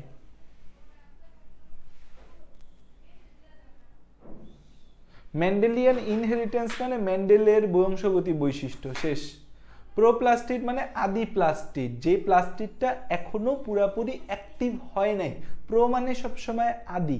প্লাস্টিডের কাজ সালোক সংশ্লেষণ প্রক্রিয়ায় খাবার তৈরি করা, বাট ভাজক টিস্যু এত দ্রুত বিভাজিত হয় সেই প্লাস্টিডটা আদি রূপ থেকে যে প্রকৃত রূপে আসবে, অ্যাক্টিভ হবে, সেটা হতে পারে নাই। এটা আদি প্লাস্টিড, অপরিণত প্লাস্টিড। সহজ ভাষা বাবুরা, ইতনা সহজ জিনিস যদি না বুঝো তাহলে কেমন হবে? আচ্ছা যাই হোক, হ্যাঁ ওই যে অনেকেই কমেন্ট করে ফেলছে, দেখে ফেলো। টি শার্ট অর্ডার এখন বন্ধ, আমরা এখন টি শার্ট অর্ডার আর নিচ্ছি না, কারণ আমরা যতটুকু অর্ডার নিয়েছি সেই অনুযায়ী টি শার্ট আমরা হচ্ছে যে ইয়া করছি, মানে হচ্ছে সেই অনুযায়ী টি শার্ট অর্ডার করছি। তারপরেও সবাইকে দেওয়া শেষে আমি যদি দেখি যে না আরও কিছু টি শার্ট আছে, তাহলে আমি পোস্ট দিব, শামীম ভাই পোস্ট দিবে যে 40টা বা 50টা টি শার্ট আছে, তোমরা যারা নিতে চাও অর্ডার করতে পারো, ঠিক আছে? যারা লেটে কোর্সে অ্যাড হয়েছে তাদের জন্য দেখি একটা সেশন করার চেষ্টা করব আমরা। ওকে, তাহলে আমরা ভাজক টিস্যুর বৈশিষ্ট্যগুলা বুঝছি, পড়ছি। তাহলে ভাজক টিস্যুর সব পজিটিভ বৈশিষ্ট্য, যে ভাজক টিস্যুগুলা বিভাজন করতে পারে, জীবিত হয়, তা আয়তকার, ডিম্বাকার। সেলুলোজ হচ্ছে একটা কোষ প্রাচীরের স্ট্রাকচার। সেলুলোজ হচ্ছে একটা কার্বোহাইড্রেট জাতীয় পদার্থ। সেলুলোজ একটা কার্বোহাইড্রেট জাতীয় পদার্থ, ঠিক আছে? ভাজক টিস্যুগুলো আয়তকার, ডিম্বাকার, বহুভুজাকার হয়। কোষ প্রাচীর পাতলা, নিউক্লিয়াস বড়, সাইটোপ্লাজম ঘন। কিন্তু এখানে নেগেটিভ কথা 3টা আছে। এই 6, 7, 8-এ কিন্তু নেগেটিভ পয়েন্ট আছে, যে এদের মধ্যে কোনো আন্তঃকোষীয় ফাঁকা স্থান নেই, ঘন সন্নিবেষ্টিত, কোষ গহ্বর থাকে না, সঞ্চিত পদার্থ, খরিত বস্তু বা বর্জ্য পদার্থ এদের মধ্যে নেই। এই 3টা নেগেটিভ, আর সব এদের মধ্যে পজিটিভ পজিটিভ কথা। আরেকটা হচ্ছে এরা অপরিণত কোষ। অপরিণত কোষ। এই অপরিণত কোষে কি থাকে? অপরিণত প্লাস্টিড থাকে, ঠিক আছে। পরিণত তো কোষ না যে পরিণত প্লাস্টিড থাকবে, এটা হচ্ছে ভাজক টিস্যুর বৈশিষ্ট্য। আচ্ছা, আমরা একই সাথে একটু স্থায়ী টিস্যুর বৈশিষ্ট্যগুলো পড়ে ফেলি তো, যে স্থায়ী টিস্যুর মধ্যে আমরা কি কি বৈশিষ্ট্য দেখতে পাই। স্থায়ী টিস্যুগুলা বিভাজনে সক্ষম হবে না অক্ষম হবে, আমাকে জানাবা তোমরা কমেন্টে। স্থায়ী টিস্যুর বৈশিষ্ট্য, স্থায়ী টিস্যুর বৈশিষ্ট্য, স্থায়ী টিস্যুর বৈশিষ্ট্য, স্থায়ী টিস্যুর বৈশিষ্ট্য, স্থায়ী টিস্যুর বৈশিষ্ট্য। স্থায়ী টিস্যুর বৈশিষ্ট্য কি কি আমাদের? 1 নাম্বার পয়েন্ট হচ্ছে স্থায়ী টিস্যুর ক্ষেত্রে আমরা মনে রাখবো নাম্বার 1 যে কথাটা আছে, যেটা বিভাজনে অক্ষম, বিভাজনে অক্ষম, যেটা বিভাজনে অক্ষম হয়, বিভাজনে অক্ষম, যে বিভাজন করতে পারে না, তাহলে এমনি আমার আর কথা আছে বিভাজনে সক্ষম না, বিভাজনে অক্ষম। এরপর হচ্ছে ভাজক টিস্যুগুলো আমাদের জীবিত ছিল। এই আমাদের স্থায়ী টিস্যুগুলা জীবিত মৃত দুই ধরনের হতে পারে। এরা হচ্ছে আমাদের দুই রকম, এই স্থায়ী টিস্যু দুই রকম, আমাদের জীবিত স্থায়ী টিস্যু আছে, আবার মৃত স্থায়ী টিস্যু আছে। জীবিত ও মৃত স্থায়ী টিস্যু দুই রকম, জীবিত ও মৃত। স্থায়ী টিস্যু জীবিত হইতে পারে, স্থায়ী টিস্যু আমাদের মৃত হইতে পারে, স্থায়ী টিস্যু জীবিত হতে পারে, স্থায়ী টিস্যু মৃত হতে পারে। জীবিত কোষে সাইটোপ্লাজম, আমাদের এখানে সাইটোপ্লাজম, মৃত কোষ নিয়ে তো আমরা আর কথা বলবো না, মৃত কোষ তো মৃতই, সেখানে আর সাইটোপ্লাজম কি থাকবে? জীবিত কোষে, জীবিত কোষে, জীবিত কোষে আমাদের হচ্ছে সাইটোপ্লাজম, আমাদের ওইখানে সাইটোপ্লাজম কি ছিল? ঘন ছিল। আর এখানে সাইটোপ্লাজম কেমন হবে? পাতলা হবে। ওইখানে সাইটোপ্লাজম কেমন ছিল? ঘন ছিল। আমাদের এখানে সাইটোপ্লাজম কেমন ছিল? ঘন সাইটোপ্লাজম ছিল। এখানে সাইটোপ্লাজম একদমই পাতলা সাইটোপ্লাজম থাকবে। নিউক্লিয়াস এখানে বড় ছিল, এখানে নিউক্লিয়াস কেমন হবে? ছোট হবে। এখানে সাইটোপ্লাজম পাতলা এবং হচ্ছে নিউক্লিয়াস ছোট, নিউক্লিয়াস ছোট হবে, ঠিক আছে। তাহলে ভাজক টিস্যু এবং স্থায়ী টিস্যু টোটালি উল্টা, ভাজক টিস্যু এবং স্থায়ী টিস্যু টোটালি কি? উল্টা। তারপর হচ্ছে যে কোষ প্রাচীর আমাদের ওইখানে পাতলা ছিল, আর এখানে কোষ প্রাচীর পুরু হবে। কোষ প্রাচীর কেমন হচ্ছে আমাদের? পুরু, কোষ প্রাচীর পুরু। ওইখানে কোষ গহ্বর ছিল না, এখানে কোষ গহ্বর থাকবে, অন্তঃকোষীয় ফাঁকা স্থানও থাকবে। এখানে কোষ গহ্বর আছে, আবার অন্তঃকোষীয় ফাঁকা স্থানও আছে। কোষ গহ্বর আছে, আবার এখানে কি থাকবে? অন্তঃকোষীয় ফাঁকা স্থানও থাকবে, অন্তঃকোষীয় ফাঁকা স্থানও থাকবে, অন্তঃকোষীয় ফাঁকা স্থানও থাকে, অন্তঃকোষীয় ফাঁকা স্থান আছে, এখানে অন্তঃকোষীয় ফাঁকা স্থানও আছে। তাহলে এখানে কোষ গহ্বরও আছে, আবার এখানে অন্তঃকোষীয় ফাঁকা স্থানও রয়েছে। কোষ গহ্বরও আছে, অন্তঃকোষীয় ফাঁকা গহ্বরও এদের মধ্যে রয়েছে। এরা হচ্ছে যে আমাদের ফাঁকা স্থান থাকে। এরা হচ্ছে আমাদের পয়েন্টের মধ্যে কয়টা পয়েন্ট বলছি? 6টা বই বলা আছে। আমাদের স্বাভাবিকের চেয়ে কম, মৃত কোষ প্রোটোপ্লাজম বিহীন একটা পয়েন্ট আছে। কোষ গহ্বর, নিউক্লিয়াস নিয়ে আমরা কথা বলছি। কোষ প্রাচীরের নানা নকশা থাকে, এদের কোষ প্রাচীরে নানা নকশা থাকে, এদের কোষ প্রাচীর নানা নকশা থাকে, কোষ প্রাচীরে নানা নকশা থাকতে পারে। বাকি পয়েন্টগুলো আমাদের জন্য আর ইম্পর্টেন্ট না, এই কয়টা পয়েন্ট আমরা মনে রাখলেই হচ্ছে হবে। আরেকটা পয়েন্ট মনে রাখতে পারি, মৃত কোষ, এই যে মৃত কোষ আছে, মৃত কোষে স্বাভাবিক কোনো প্রোটোপ্লাজম থাকবে না। মৃত কোষ প্রোটোপ্লাজম বিহীন, প্রোটোপ্লাজম বিহীন, প্রোটোপ্লাজম বিহীন। তাহলে এটা হচ্ছে আমাদের প্রোটোপ্লাজম বিহীন। আমাদের হচ্ছে ভাজক টিস্যু এবং স্থায়ী টিস্যুর পার্থক্য, ভাজক টিস্যু এবং স্থায়ী টিস্যুর পার্থক্য, ভাজক টিস্যু এবং স্থায়ী টিস্যুর পার্থক্য হচ্ছে এটা, ভাজক টিস্যু এবং স্থায়ী টিস্যুর পার্থক্য হচ্ছে এটা, যে বিভাজনে অক্ষম, দুই রকম, জীবিত মৃত। জীবিত কোষে সাইটোপ্লাজম পাতলা, নিউক্লিয়াস ছোট, কোষ প্রাচীর পুরু, কোষ গহ্বর আছে, অন্তঃকোষীয় ফাঁকা স্থান আছে, মৃত কোষ প্রোটোপ্লাজম বিহীন। এটা হচ্ছে আমাদের হচ্ছে কি ভাজক টিস্যু এবং স্থায়ী টিস্যুর মধ্যে কথা। স্থায়ী টিস্যুর বৈশিষ্ট্যগুলো আমরা পড়ে ফেলছি। স্থায়ী টিস্যু নিয়ে আমরা খুব বেশি কথা বলার সুযোগ পাবো না, তাই এখানে স্থায়ী টিস্যুর কাজটাও আমি তোমাকে, স্থায়ী টিস্যুর প্রকারভেদটাও আমি তোমাকে একটু বলে দিই। স্থায়ী টিস্যুকে বেসিক্যালি আমরা 3 ভাগে ভাগ করতে পারি। স্থায়ী টিস্যুকে কয় ভাগে ভাগ করা যায়? স্থায়ী টিস্যুকে 3 ভাগে ভাগ করা যায়। স্থায়ী টিস্যুকে 3টা ভাগে ভাগ করা যায়। স্থায়ী টিস্যুর 3টা ভাগ আছে। একটাকে বলা হয় সরল টিস্যু, সরল টিস্যু, একটাকে বলা হয় জটিল টিস্যু, আর একটাকে বলা হয়, একটাকে বলি সরল টিস্যু, একটাকে বলি হচ্ছে জটিল টিস্যু, আর একটাকে বলি হচ্ছে আমরা ক্ষরণকারী টিস্যু। সরল টিস্যু, জটিল টিস্যু, আরেকটাকে বলি আমরা ক্ষরণকারী টিস্যু। স্থায়ী টিস্যুগুলা কিন্তু ভাজক টিস্যু থেকে তৈরি হয়। এই যে একটা উদ্ভিদের মধ্যে প্রথম যে টিস্যুটা, সেটা কিন্তু ভাজক টিস্যু, এবং একটা উদ্ভিদের মধ্যে সকল টিস্যু জন্মের সূত্রালগ্ন কার মধ্যে? ভাজক টিস্যুর মধ্যে। তো ভাজক টিস্যু ইজ দ্য বস, ভাজক টিস্যু ইজ দ্য কি? বস। তাহলে সরল টিস্যু, জটিল টিস্যু, ক্ষরণকারী টিস্যু। এই যে সরল টিস্যু আছে, সরল ভাজক টিস্যু থেকে কিন্তু স্থায়ী টিস্যু তৈরি। সরল টিস্যু 3 টাইপের, একটা হচ্ছে প্যারেনকাইমা, একটা হচ্ছে প্যারেনকাইমা, একটা হচ্ছে প্যারেনকাইমা, এই নামগুলো কি তোমরা পড়ছো 9-10-এ? প্যারেনকাইমা, 2 নম্বরে হচ্ছে কোলেনকাইমা, একটা হচ্ছে প্যারেনকাইমা, কোলেনকাইমা, আর একটা হচ্ছে স্ক্লেরেনকাইমা। প্যারেনকাইমা, কোলেনকাইমা, আর একটা হচ্ছে sclerenchyma, sclerenchyma, parenchyma, collenchyma, sclerenchyma. আচ্ছা, আর জটিল টিস্যু আমাদের 2 ধরনের, একটা হচ্ছে জাইলেম আর একটা হচ্ছে ফ্লোয়েম। জটিল টিস্যু 2 ধরনের, একটা হচ্ছে জাইলেম আর একটা হচ্ছে ফ্লোয়েম। একটা হচ্ছে জাইলেম আর একটা হচ্ছে ফ্লোয়েম, একটা হচ্ছে জাইলেম আর একটা হচ্ছে ফ্লোয়েম, একটা হচ্ছে জাইলেম আর একটা হচ্ছে ফ্লোয়েম, একটা হচ্ছে জাইলেম আর একটা হচ্ছে ফ্লোয়েম। ক্ষরণকারী টিস্যু আমাদের 2 প্রকারের, একটা হচ্ছে তরুক্ষীর আর একটা গ্রন্থি টিস্যু। একটা হচ্ছে তরুক্ষীর এটা একটা রাসায়নিক পদার্থ ক্ষরণ করে, তরুক্ষীর, আর একটা হচ্ছে গ্রন্থি টিস্যু। তরুক্ষীর আর একটা হচ্ছে গ্রন্থি টিস্যু, যেখান থেকে আমাদের বিভিন্ন হরমোন, এনজাইম, বেসিক্যালি এনজাইম, বিভিন্ন রস ক্ষরণ হয়। তাহলে এটা হচ্ছে স্থায়ী টিস্যুর শ্রেণী বিভাগ। স্থায়ী টিস্যুকে 3টা ভাগে ভাগ করা যায়, সরল টিস্যু, জটিল টিস্যু, ক্ষরণকারী টিস্যু। সরল টিস্যু কয় প্রকার? 3 প্রকার, প্যারেনকাইমা, কোলেনকাইমা, স্ক্লেরেনকাইমা। জটিল টিস্যু হচ্ছে জাইলেম এবং ফ্লোয়েম, আর হচ্ছে যে আমাদের ক্ষরণকারী টিস্যু হচ্ছে তরুক্ষীর আর গ্রন্থি কোষ। তোমরা কি আমাকে বলতে পারবা যে এই জটিল টিস্যু জাইলেম ফ্লোয়েমের নাম কি তোমরা শুনছো কি না আগে? জাইলেম ফ্লোয়েমের কাজ কি? 9-10-এ তো পড়ে আসার কথা। জাইলেম ফ্লোয়েম অন্তঃকোষীয় ফাঁকা স্থান, মানে 2টা কোষের মধ্যে ফাঁকা স্থান। আর আন্তঃকোষীয় ফাঁকা স্থান মানে কি? আন্তঃকোষীয় ফাঁকা স্থান মানে কোষের নিজের মধ্যে ফাঁকা স্থান, ঠিক আছে? ভেসেল কি? ভেসেলের কথা কি আমরা বলছি নাকি?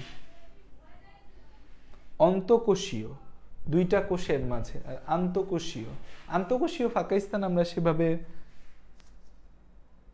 আন্তঃকোষীয়, আচ্ছা টার্মটা আন্তঃকোষীয় হবে, সরি আন্তঃকোষীয়ই হবে, ঠিক আছে, ইমন ঠিক ধরতে পেরেছে। এই টার্মটা আন্তঃকোষীয় হবে, অন্তঃকোষীয় না। আন্তঃকোষীয় মানে 2টা কোষের মাঝে, আমাদের এখানে অন্তঃকোষীয় টার্মটা আসবে না, আন্তঃকোষীয় হবে, ঠিক আছে, সরি, এটা আন্তঃকোষীয়ই, ঠিক আছে, আন্তঃকোষীয়ই, আন্তঃকোষীয়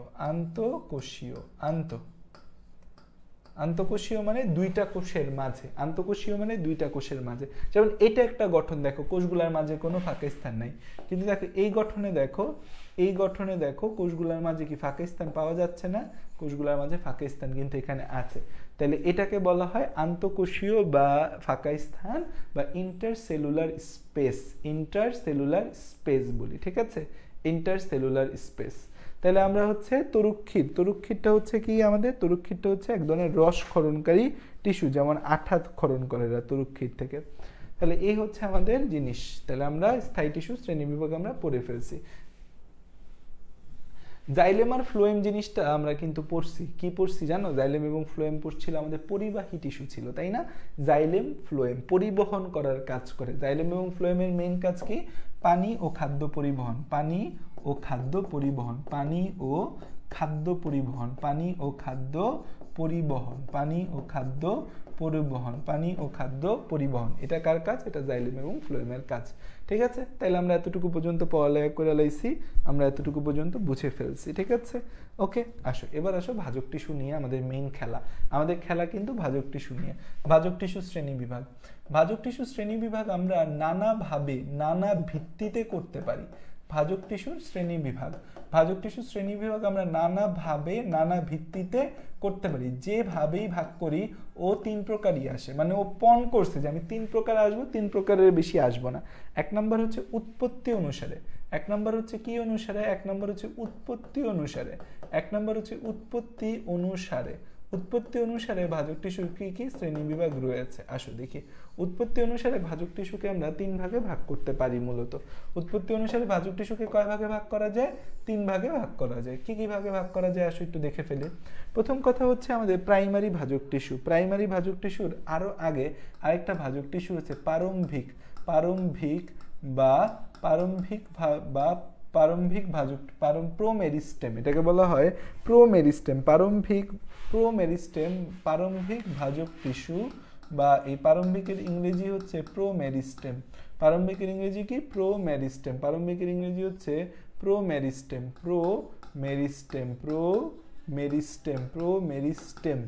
ঠিক আছে, প্রোমেরিস্টেম প্রারম্ভিক ভাজক টিস্যু। তারপর হচ্ছে যে আমাদের সেকেন্ডারি, প্রাইমারি ভাজক টিস্যু আর সেকেন্ডারি ভাজক টিস্যু। আমরা তো প্রাইমারি সেকেন্ডারির সাথেই ছোটবেলায় পরিচিত ছিলাম, কিন্তু বড় হয়ে আমাদের আবার প্রারম্ভিক বলতে একটা টার্ম আসলো। এই প্রারম্ভিক টার্মটা আসলে কি? প্রাইমারি ভাজক টিস্যু, সেকেন্ডারি ভাজক টিস্যু, সেকেন্ডারি ভাজক টিস্যু, প্রাইমারি ভাজক টিস্যু আর সেকেন্ডারি ভাজক টিস্যু।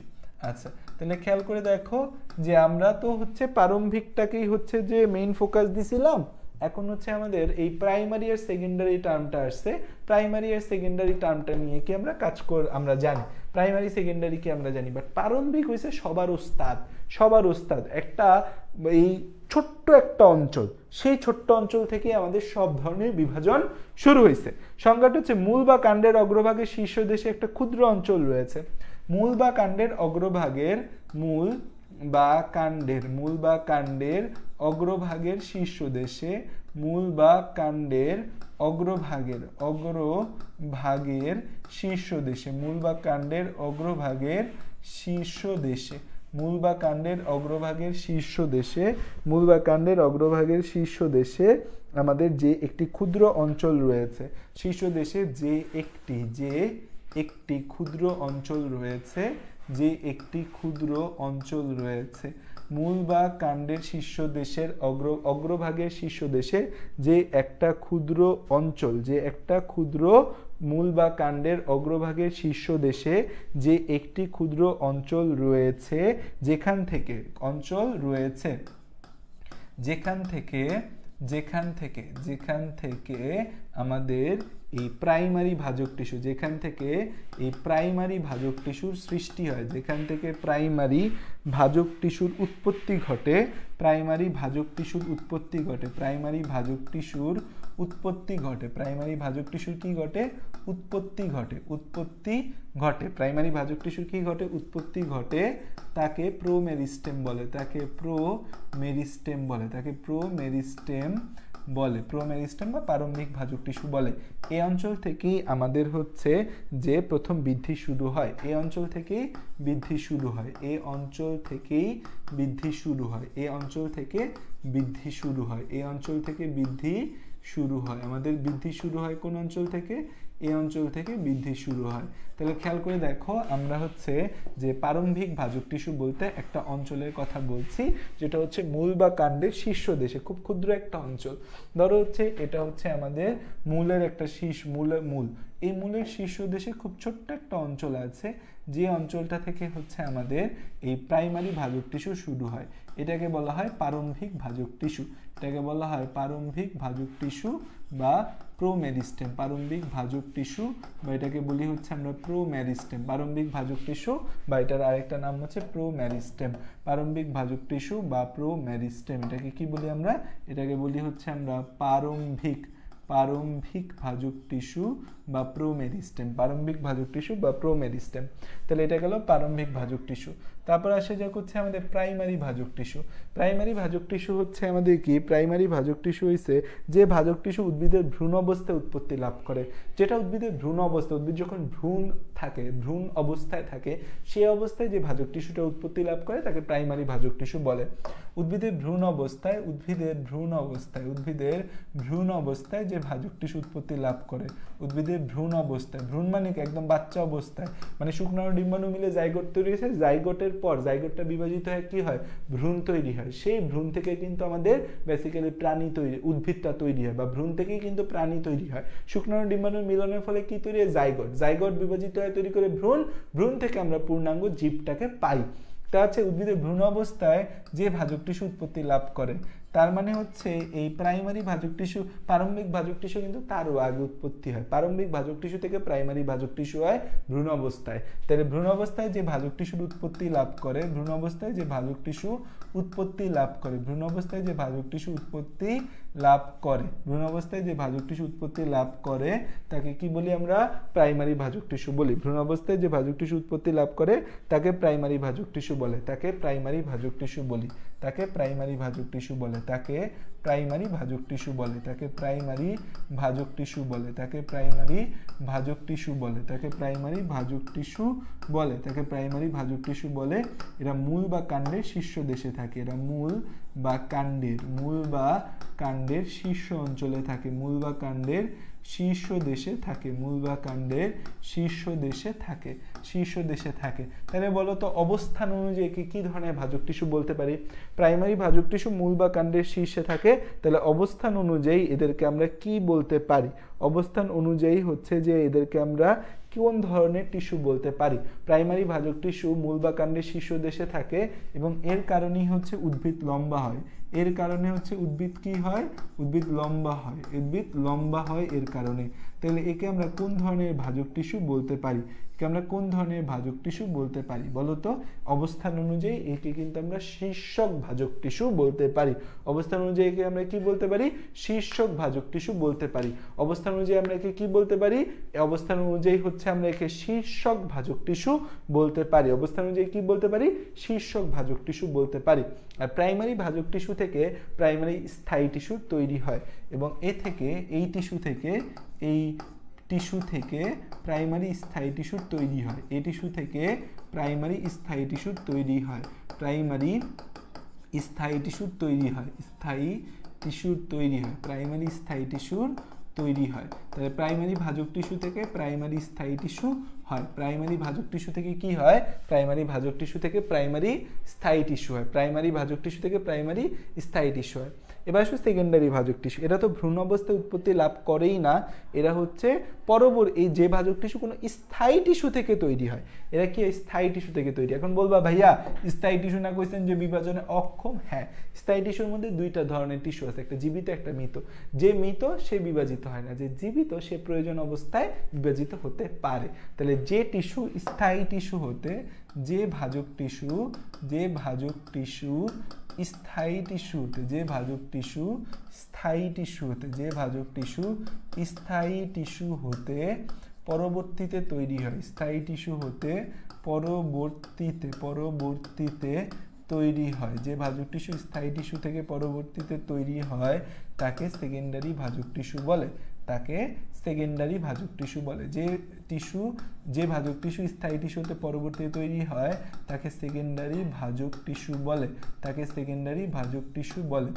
যে ভাজক টিস্যু আমাদের কোনো স্থায়ী টিস্যু হতে পরবর্তীতে তৈরি হয় তাকে সেকেন্ডারি ভাজক টিস্যু বলে, সেকেন্ডারি ভাজক টিস্যু তাকে বলে, তাকে কি বলে? সেকেন্ডারি ভাজক টিস্যু বলে। এটা কিন্তু ভ্রূণ অবস্থায় তৈরি হয় না, ভ্রূণ অবস্থার অনেক পরবর্তীতে তারা তৈরি হয় কোনো প্রাইমারি স্থায়ী টিস্যু থেকে। যেমন হচ্ছে উদাহরণ হচ্ছে দুই ধরনের ক্যাম্বিয়াম, দুইটা ক্যাম্বিয়াম আছে, একটা কর্ক ক্যাম্বিয়াম আর একটা হচ্ছে ইন্টারফেসিকুলার ক্যাম্বিয়াম। দুইটা ক্যাম্বিয়ামের নাম আছে, একটা হচ্ছে কর্ক ক্যাম্বিয়াম। কর্ক মানে হচ্ছে কাঠ, কাঠ তৈরি করতে যে ক্যাম্বিয়ামটা সাহায্য করে তাকে বলি কর্ক ক্যাম্বিয়াম। আর একটা হচ্ছে ইন্টারফেসিকুলার ক্যাম্বিয়াম, ইন্টারফেসিকুলার ক্যাম্বিয়াম। ফ্যাসিকুলার মানে হচ্ছে আমাদের এই জাইলেম এবং ফ্লোয়েম পাইসিনা পরিবহন টিস্যু, তাদের আরেকটা নাম হচ্ছে ফ্যাসিকুলার টিস্যু। জাইলেম এবং ফ্লোয়েম পাইসিনা পরিবহন টিস্যু, সেই পরিবহন টিস্যুর আরেক নাম হচ্ছে ফ্যাসিকুলার টিস্যু। জাইলেম এবং ফ্লোয়েমের মাঝে যে ক্যাম্বিয়াম থাকে তাকে বলি হচ্ছে আমরা ইন্টারফ্যাসিকুলার ক্যাম্বিয়াম। জাইলেম এবং ফ্লোয়েমের মাঝে যে ক্যাম্বিয়াম থাকে এই জাইলেম ফ্লোয়েমের অপর নাম হচ্ছে ফ্যাসিকুলার টিস্যু। এদের মানে জাইলেম ফ্লোয়েম হচ্ছে নাম কি? জটিল টিস্যু বা পরিবহন টিস্যু বা ফ্যাসিকুলার টিস্যু। এই জাইলেম ফ্লোয়েমের মাঝে যে ক্যাম্বিয়ামটা থাকে তাকে বলি আমরা ইন্টারফ্যাসিকুলার ক্যাম্বিয়াম। আরেকটা ক্যাম্বিয়াম আছে কাঠ তৈরিতে সাহায্য করে, তাকে বলি কর্ক ক্যাম্বিয়াম বলি। আচ্ছা, এখন হচ্ছে এই যে আমাদের সেকেন্ডারি ভাজক টিস্যু যে আমরা দেখতে পাচ্ছি, এই সেকেন্ডারি ভাজক টিস্যুটা উদ্ভিদের পার্শ্ব দেশে থাকে।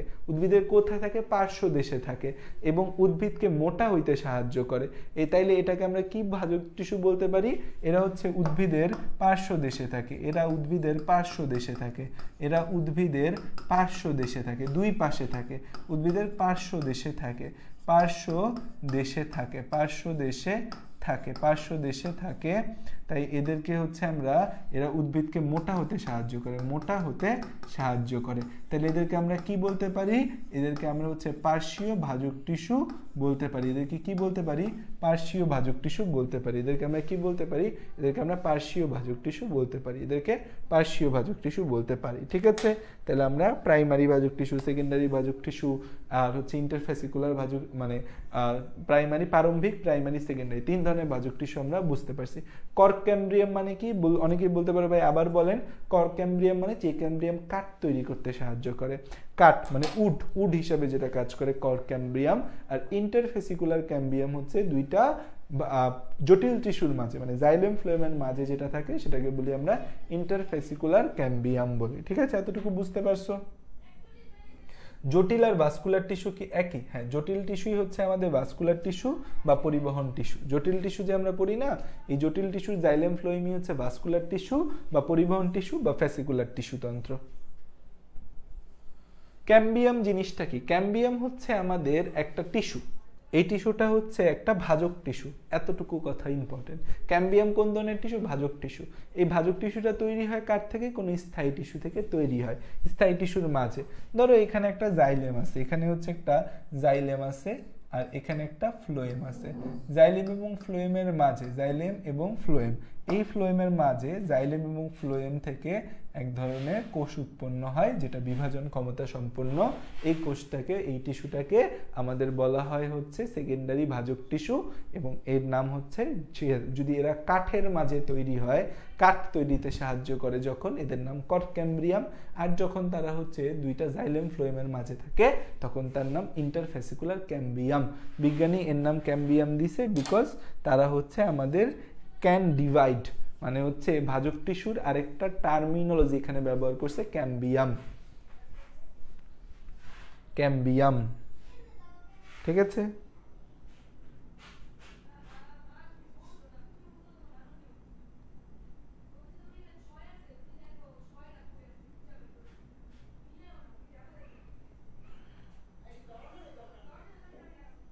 ক্যামবিয়াম মানে হচ্ছে চেঞ্জ, যেটা চেঞ্জ হইতে পারে, এক্সচেঞ্জ হইতে পারে, বিভাজিত হইতে পারে, সেটাকে বলি ক্যামবিয়াম বলি। ঠিক আছে, বুঝতে পারছো এবার?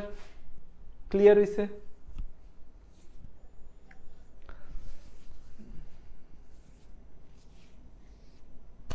আচ্ছা, তাহলে এটা হচ্ছে আমাদের উৎপত্তি অনুসারে। এবার আসো অবস্থান অনুসারে। অবস্থান অনুসারে তো দুইটা আমরা জানি যে অবস্থান অনুসারে আমাদের একটা হচ্ছে শীর্ষক ভাজক টিস্যু, আর একটা হচ্ছে কি আমাদের অবস্থান অনুসারে। অবস্থান অনুসারে, অবস্থান অনুসারে হচ্ছে আমাদের একটা হচ্ছে শীর্ষক ভাজক টিস্যু।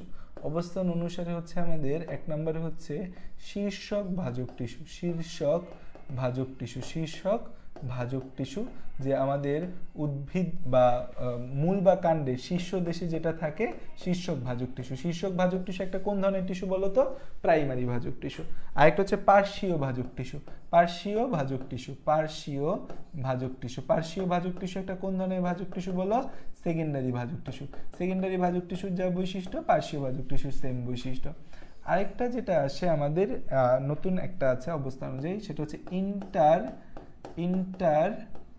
ইন্টারক্যালেটেড ভাজক টিস্যু, না ইন্টারক্যালোরি ভাজক টিস্যু, ইন্টারক্যালোরি বা নিবেশিত ভাজক টিস্যু, ইন্টারক্যালোরি বা নিবেশিত ভাজক টিস্যু, ইন্টারক্যালোরি বা নিবেশিত ভাজক টিস্যু, ইন্টারক্যালোরি বা নিবেশিত ভাজক টিস্যু। সরি। আচ্ছা, এবার আসো যে আমরা একটা একটা করে বোঝার চেষ্টা করি। শীর্ষক ভাজক টিস্যু আমরা বুঝি। শীর্ষক ভাজক টিস্যু হচ্ছে মূল বা কাণ্ডের শীর্ষ দেশে থাকে, মূল বা কাণ্ডের শীর্ষ দেশে থাকে, মূল বা কাণ্ডের শীর্ষ দেশে থাকে। শীর্ষক ভাজক টিস্যু কি কোথায় থাকে? মূল বা কাণ্ডের শীর্ষ দেশে থাকে। এদের কারণে হচ্ছে উদ্ভিদ লম্বা হয়। উদ্ভিদ কি হয়? উদ্ভিদ লম্বা হয়। এবং এরা হচ্ছে আমাদের একটা প্রাইমারি ভাজক টিস্যু। এরা আমাদের কোন ধরনের ভাজক টিস্যু? এরা হচ্ছে আমাদের প্রাইমারি ভাজক টিস্যু, প্রাইমারি ভাজক টিস্যু, প্রাইমারি ভাজক টিস্যু। এরা হচ্ছে আমাদের প্রাইমারি ভাজক টিস্যু। তো প্রাইমারি ভাজক টিস্যুর যা যা বৈশিষ্ট্য, এদের সেম বৈশিষ্ট্য আছে। পার্শ্বীয় ভাজক টিস্যু কই থাকে? মূল বা কাণ্ডের পার্শ্ব দেশে থাকে, মূল বা কাণ্ডের পার্শ্ব থেকে। আচ্ছা, শীর্ষক ভাজক টিস্যুর ইংরেজিটা একটু আমরা জানবো। শীর্ষক ভাজক টিস্যুর ইংরেজি হচ্ছে এপিকাল, এপিকাল, এপিকাল। ঠিক আছে, প্রাইমারি সেকেন্ডারি তো ইংরেজি জানো। পার্শ্বীয় ভাজক টিস্যুর ইংরেজি হচ্ছে ল্যাটারাল, ল্যাটারাল। ঠিক আছে, তাহলে এরা একটা প্রাইমারি ভাজক টিস্যু। পার্শ্বীয় ভাজক টিস্যু কই থাকে? মূল বা কাণ্ডের পার্শ্ব দেশে থাকে। এরা হচ্ছে যে আমাদের মূল বা কাণ্ডের পার্শ্বদেশে থাকে, মূল বা কাণ্ডের পার্শ্বদেশে থাকে, মূল বা কাণ্ডের পার্শ্বদেশে, মূল বা কাণ্ডের পার্শ্বদেশে। এবং এদের কারণেই হচ্ছে আমাদের উদ্ভিদের প্রস্থ বাড়ে পার্শ্বদেশে, এবং এদের কারণেই হচ্ছে উদ্ভিদের প্রস্থ বাড়ে, উদ্ভিদ প্রস্থে বাড়ে। উদ্ভিদ শুধু নাইলে চিকুনি হইতো আর মোটা হইতো না, উদ্ভিদের প্রস্থ বাড়ে, প্রস্থ বাড়ে। এবং হচ্ছে এরা কি আমাদের, এরা হচ্ছে সেকেন্ডারি ভাজক টিস্যু। বলতো তাহলে এরা কার থেকে তৈরি হয়েছে? ভাজক টিস্যু থেকে তৈরি হয় না স্থায়ী টিস্যু থেকে তৈরি হয়? এরা যে কোনো স্থায়ী টিস্যু থেকে তৈরি হয়। এরা হচ্ছে সেকেন্ডারি ভাজক টিস্যু। এদের সেকেন্ডারি ভাজক টিস্যুর যা উদাহরণ, এদেরও সেম উদাহরণ, যে cork cambium, interfascicular cambium, cork cambium, cork cambium, interfascicular cambium, cork cambium, আর একটা হচ্ছে interfascicular, interfascicular cambium, cork cambium আর ইন্টারফেসিকুলার ক্যাম্বিয়াম, কর্ক ক্যাম্বিয়াম আর হচ্ছে ইন্টারফেসিকুলার ক্যাম্বিয়াম। ঠিক আছে, কর্ক ক্যাম্বিয়াম আর একটা হচ্ছে ইন্টারফেসিকুলার ক্যাম্বিয়াম, কর্ক ক্যাম্বিয়াম আর একটা হচ্ছে ইন্টারফেসিকুলার ক্যাম্বিয়াম, কর্ক ক্যাম্বিয়াম আর একটা হচ্ছে ইন্টারফেসিকুলার ক্যাম্বিয়াম। এটা হচ্ছে পার্শ্বীয় বা ল্যাটেরাল ভাজক টিস্যুর উদাহরণ। এর কারণে আমাদের হচ্ছে মূল কাণ্ড আমাদের হচ্ছে প্রস্থে বৃদ্ধি পায়, মূল কাণ্ড বেসিক্যালি প্রস্থে বৃদ্ধি পায় এদের কারণে আমাদের। ঠিক আছে, এবার আসো ইন্টার ক্যালোরি বা নিবেশিত ভাজক টিস্যু। দুইটা স্থায়ী টিস্যুর মাঝে অবস্থান করা টিস্যুকে আমরা নিবেশিত বা ইন্টার ক্যালোরি ভাজক টিস্যু বলি। দুটি স্থায়ী টিস্যুর মাঝে, দুটি স্থায়ী টিস্যুর মাঝে, দুইটা স্থায়ী টিস্যুর মাঝে, দুইটা স্থায়ী টিস্যুর মাঝে, দুইটা স্থায়ী টিস্যুর মাঝে, দুইটা স্থায়ী টিস্যুর মাঝে অবস্থিত, দুইটা স্থায়ী টিস্যুর মাঝে অবস্থিত ভাজক টিস্যুকে, দুইটা স্থায়ী টিস্যুর মাঝে অবস্থিত আমাদের কি ভাজক টিস্যু, দুইটা স্থায়ী টিস্যুর মাঝে অবস্থিত হচ্ছে আমাদের যে ভাজক টিস্যু আছে, দুইটি স্থায়ী টিস্যুর মাঝে যে আমাদের ভাজক টিস্যু থাকে, দুইটি স্থায়ী টিস্যুর মাঝে অবস্থিত ভাজক টিস্যুকে আমরা কি বলি? দুইটি স্থায়ী টিস্যুর মাঝে যে ভাজক টিস্যু থাকে সেই টিস্যুকে আমরা হচ্ছে যে কি বলি? টিস্যুকে আমরা ইন্টার ক্যালোরি বা নিবেশিত ভাজক টিস্যু বলি। একে আমরা ইন্টার ক্যালোরি বা নিবেশিত ভাজক টিস্যু বলি, ইন্টার ক্যালোরি বা নিবেশিত টিস্যু বলি, নিবেশিত ভাজক টিস্যু বলি, ইন্টার ক্যালোরি বা নিবেশিত ভাজক বলি টিস্যু বলি, ইন্টার ক্যালোরি বা নিবেশিত ভাজক টিস্যু বলি। ঠিক আছে, এখন হচ্ছে খেয়াল করে দেখো যে আমাদের এখানে এই যে আমাদের ধরো এটা একটা স্থায়ী টিস্যু, এটা একটা স্থায়ী টিস্যু, এই দুটি স্থায়ী টিস্যুর মাঝে কে আছে? মাঝে আছে ভাজক টিস্যু। এটা তো ভাইয়া সেকেন্ডারি ভাজক টিস্যুর ক্ষেত্রেও হয়েছে যে জাইলেম ফ্লোয়েমের মাঝে ভাজক টিস্যু আছে, জাইলেম ফ্লোয়েম তো স্থায়ী টিস্যু, স্থায়ী টিস্যুর মাঝে ভাজক টিস্যু আছে। কিন্তু হচ্ছে তাইলে এখানে পার্থক্যটা কি? আমরা কি বলতেছি? এই দুইটা হচ্ছে স্থায়ী টিস্যু, লাল কালার যে দুইটা স্থায়ী টিস্যু, স্থায়ী টিস্যুর মাঝে কি আছে? নীল কালার যেটা, এটা হচ্ছে ভাজক টিস্যু, নীল কালার যেটা আছে এটা হচ্ছে ভাজক টিস্যু, সেটা কি? ভাজক টিস্যু। স্থায়ী টিস্যুর মাঝে যেটা আছে সেটা কি আমাদের? সেটা হচ্ছে ভাজক টিস্যু। স্থায়ী টিস্যুর মাঝে যেটা আছে সেটা কি আমাদের? সেটা হচ্ছে আমাদের ভাজক টিস্যু। স্থায়ী টিস্যুর মাঝে আছে ভাজক টিস্যু। সেম ঘটনা তো পার্শ্বীয় ভাজক টিস্যুর মধ্যেও হয়, যে ইন্টারফেসিকুলার ক্যাম্বিয়াম হচ্ছে জাইলেম একটা স্থায়ী টিস্যু, ফ্লোয়েম একটা স্থায়ী টিস্যু, তার মাঝে যে ক্যাম্বিয়ামটা থাকতেছে তার নাম ইন্টারফেসিকুলার ক্যাম্বিয়াম, মানে দুইটা স্থায়ী টিস্যুর মাঝে ভাজক টিস্যু। পার্থক্যটা কোথায়? এই পার্শ্বীয় ভাজক টিস্যুটা স্থায়ী টিস্যু থেকে তৈরি হয়, পার্শ্বীয় ভাজক টিস্যুটা কি হয়? স্থায়ী টিস্যু থেকে তৈরি হয়। কিন্তু নিবেশিত বা ইন্টার ক্যালোরি ভাজক টিস্যুটা আমাদের হচ্ছে ভাজক টিস্যু থেকেই তৈরি হয়। শীর্ষস্থ ভাজক টিস্যুর ক্রিয়োদাংশ, যে আমাদের অঙ্গসমূহ বৃদ্ধির সময়, যে অঙ্গগুলা যখন বড় হয়, মূল বা কাণ্ড যখন বড় হয়, অঙ্গসমূহ বৃদ্ধির সময়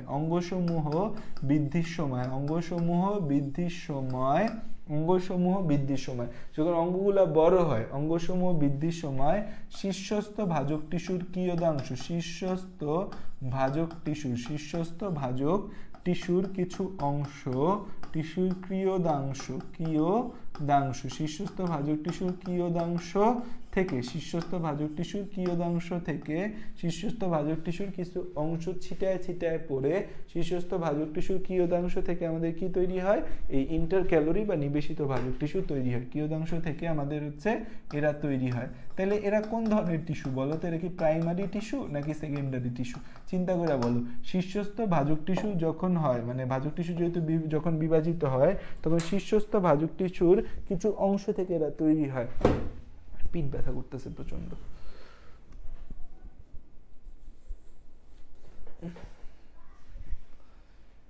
অঙ্গসমূহ বৃদ্ধির সময় শীর্ষস্থ ভাজক টিস্যু কিয়দাংশ থেকে এরা তৈরি হয়। তাহলে এরা কি প্রাইমারি ভাজক টিস্যু না এরা সেকেন্ডারি ভাজক টিস্যু?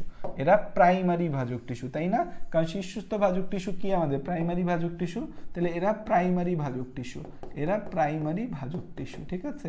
এরা প্রাইমারি ভাজক টিস্যু, এরা প্রাইমারি ভাজক টিস্যু। এরা কই থাকে, এরা কই থাকে, এরা কোথায় কোথায় থাকে? এই আমাদের নিবেশিত ভাজক টিস্যুটা হচ্ছে আমাদের থাকে হচ্ছে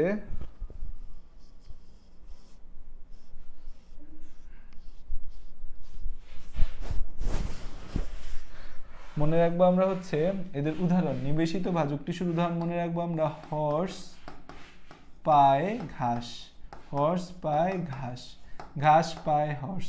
তাহলে হচ্ছে হর্স দিয়ে হচ্ছে আমাদের হর্স টেল, এটা গাছের নাম আছে হর্স টেল।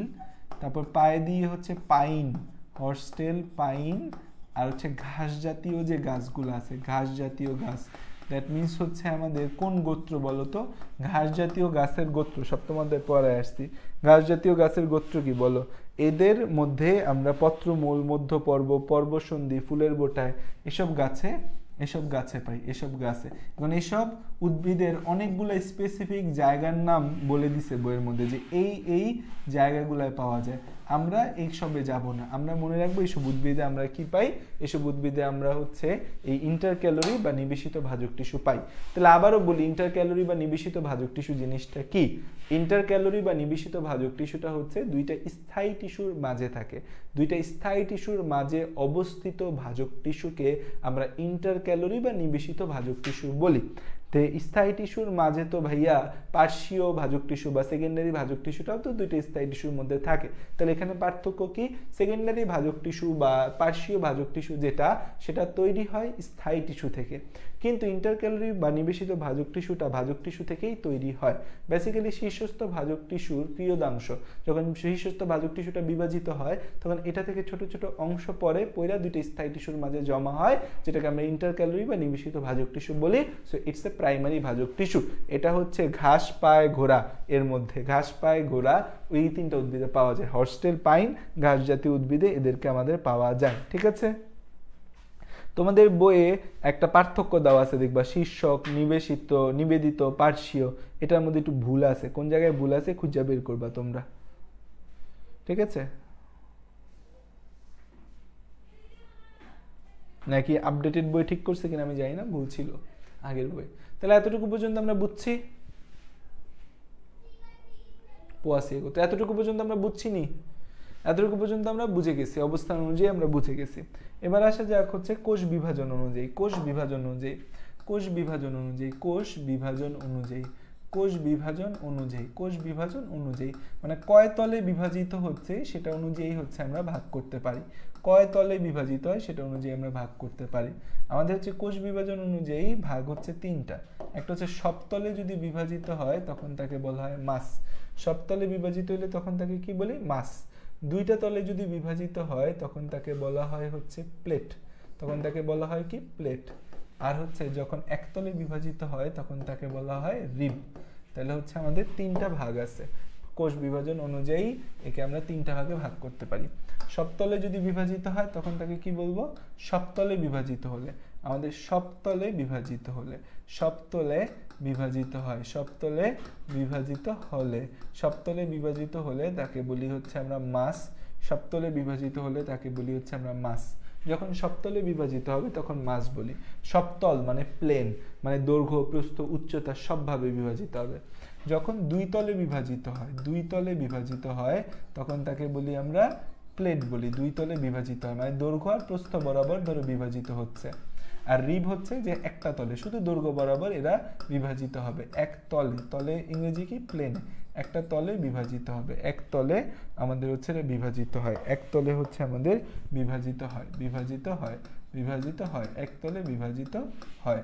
আচ্ছা, মাস যেহেতু সবতলে বিভাজিত হয় তার মানে দৈর্ঘ্য, প্রস্থ, উচ্চতা সবতলে এরা বিভাজন হয়। তাহলে সবতলে বিভাজিত হইলে ধরো এক জায়গায় যদি সব ধরনের মানুষ থাকে তাহলে কি তাদেরকে একটা নির্দিষ্ট অর্ডারে আনা যায়? আনা টাফ।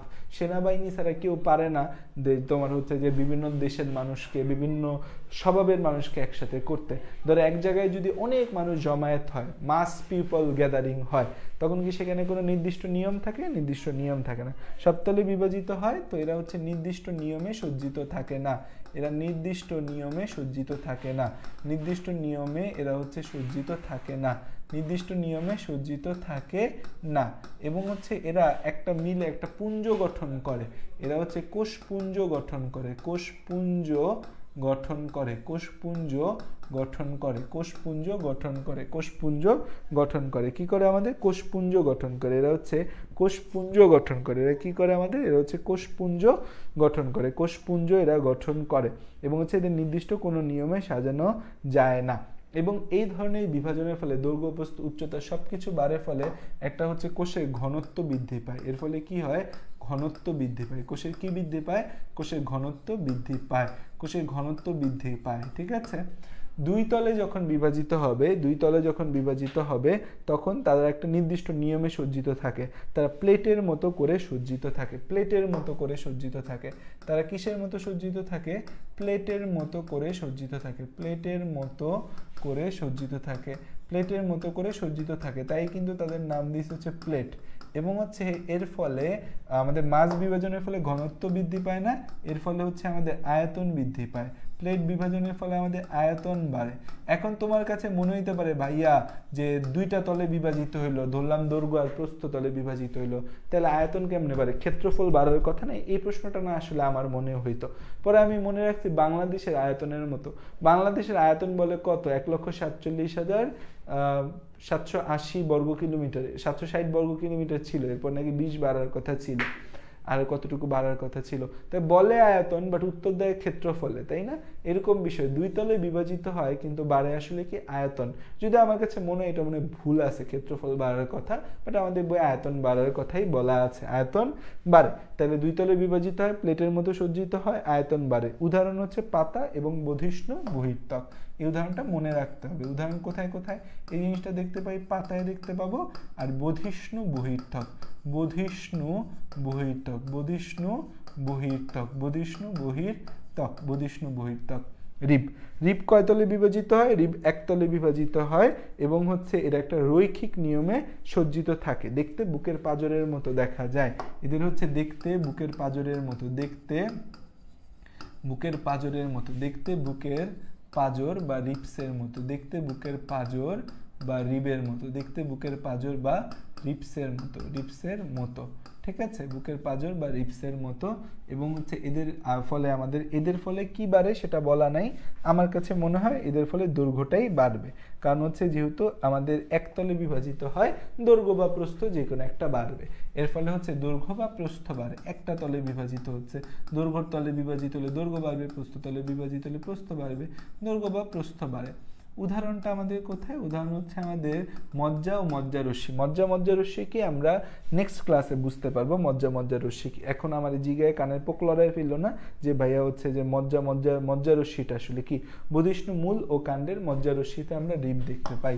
বধিষ্ণু মূল ও কাণ্ডের, বধিষ্ণু মূল ও কাণ্ডের মজ্জা রশ্মিতে দেখতে পাই, মূল ও কাণ্ডের মজ্জা রশ্মিতে দেখতে পাই, বধিষ্ণু মূল ও কাণ্ডের মজ্জা রশ্মিতে, বধিষ্ণু মূল ও কাণ্ডের মজ্জা রশ্মিতে এদের দেখা যায়, অবস্থান থাকে।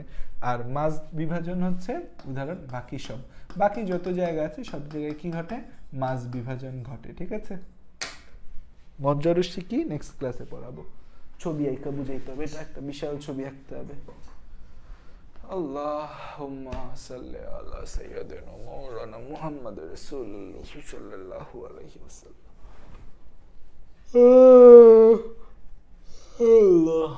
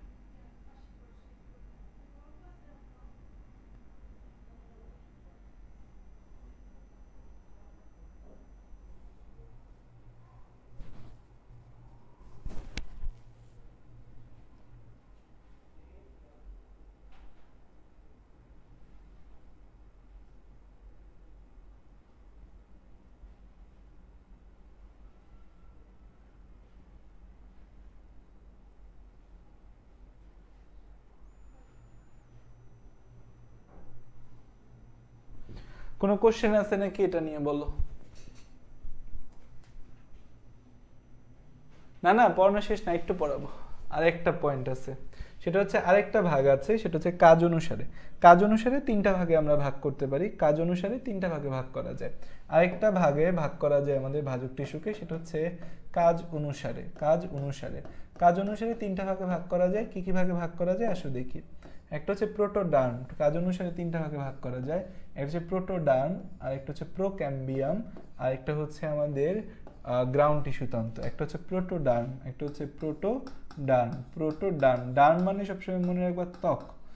Procambium, procambium, procambium, procambium, procambium, cambium. আর একটা হচ্ছে ground, ground meristem, ground meristem, ground meristem, ground meristem.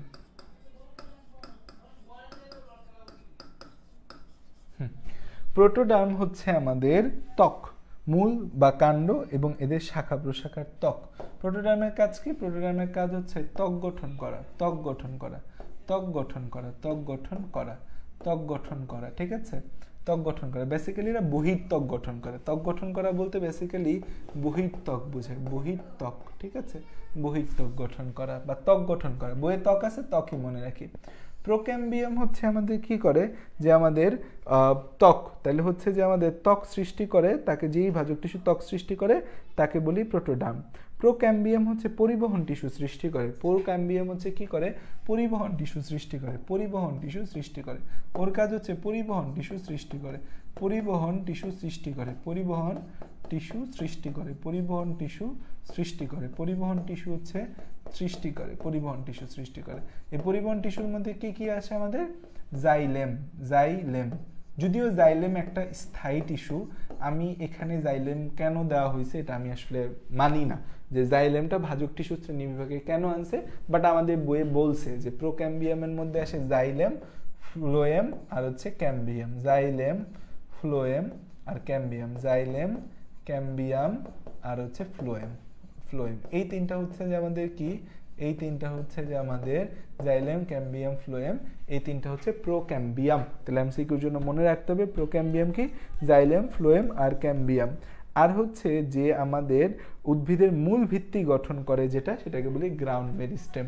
Ground meristem কি করে? উদ্ভিদের মূল ভিত্তি গঠন করে, মূল ভিত্তি সৃষ্টি করে, উদ্ভিদের মূল ভিত্তি সৃষ্টি করে, কর্টেক্স সৃষ্টি করে।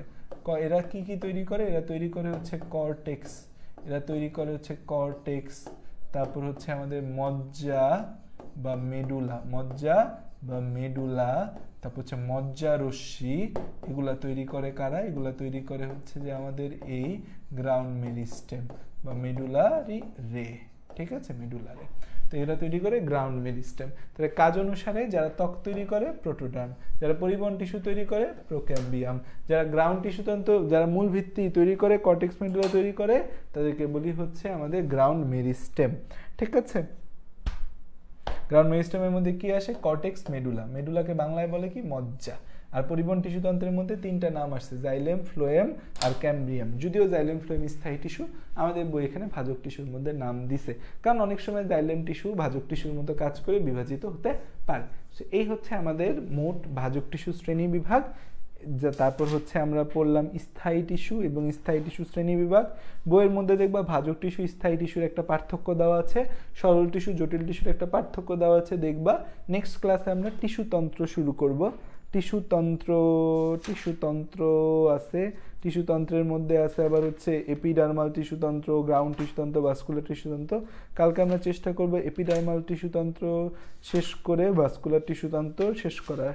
তাইলে নেক্সট 2 ক্লাসে আমরা গ্রাউন্ড টিস্যু তন্ত্রটা একদম ছাপা ছাপা করে গুছিয়ে ফেলতে পারবো, ঠিক আছে? 4 ক্লাসে চোখ বন্ধ করে আমাদের শেষ হয়ে যাবে চ্যাপ্টার। ওকে, ক্লিয়ার? কোনো সমস্যা আছে? বধিষ্ণু মানে বর্ধনশীল, শেষ।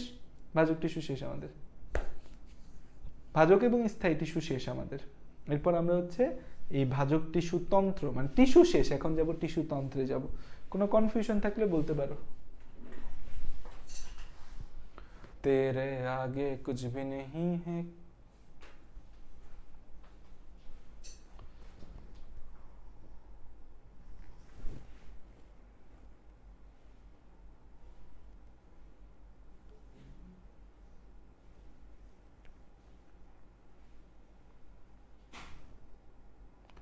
ভালো লাগছে?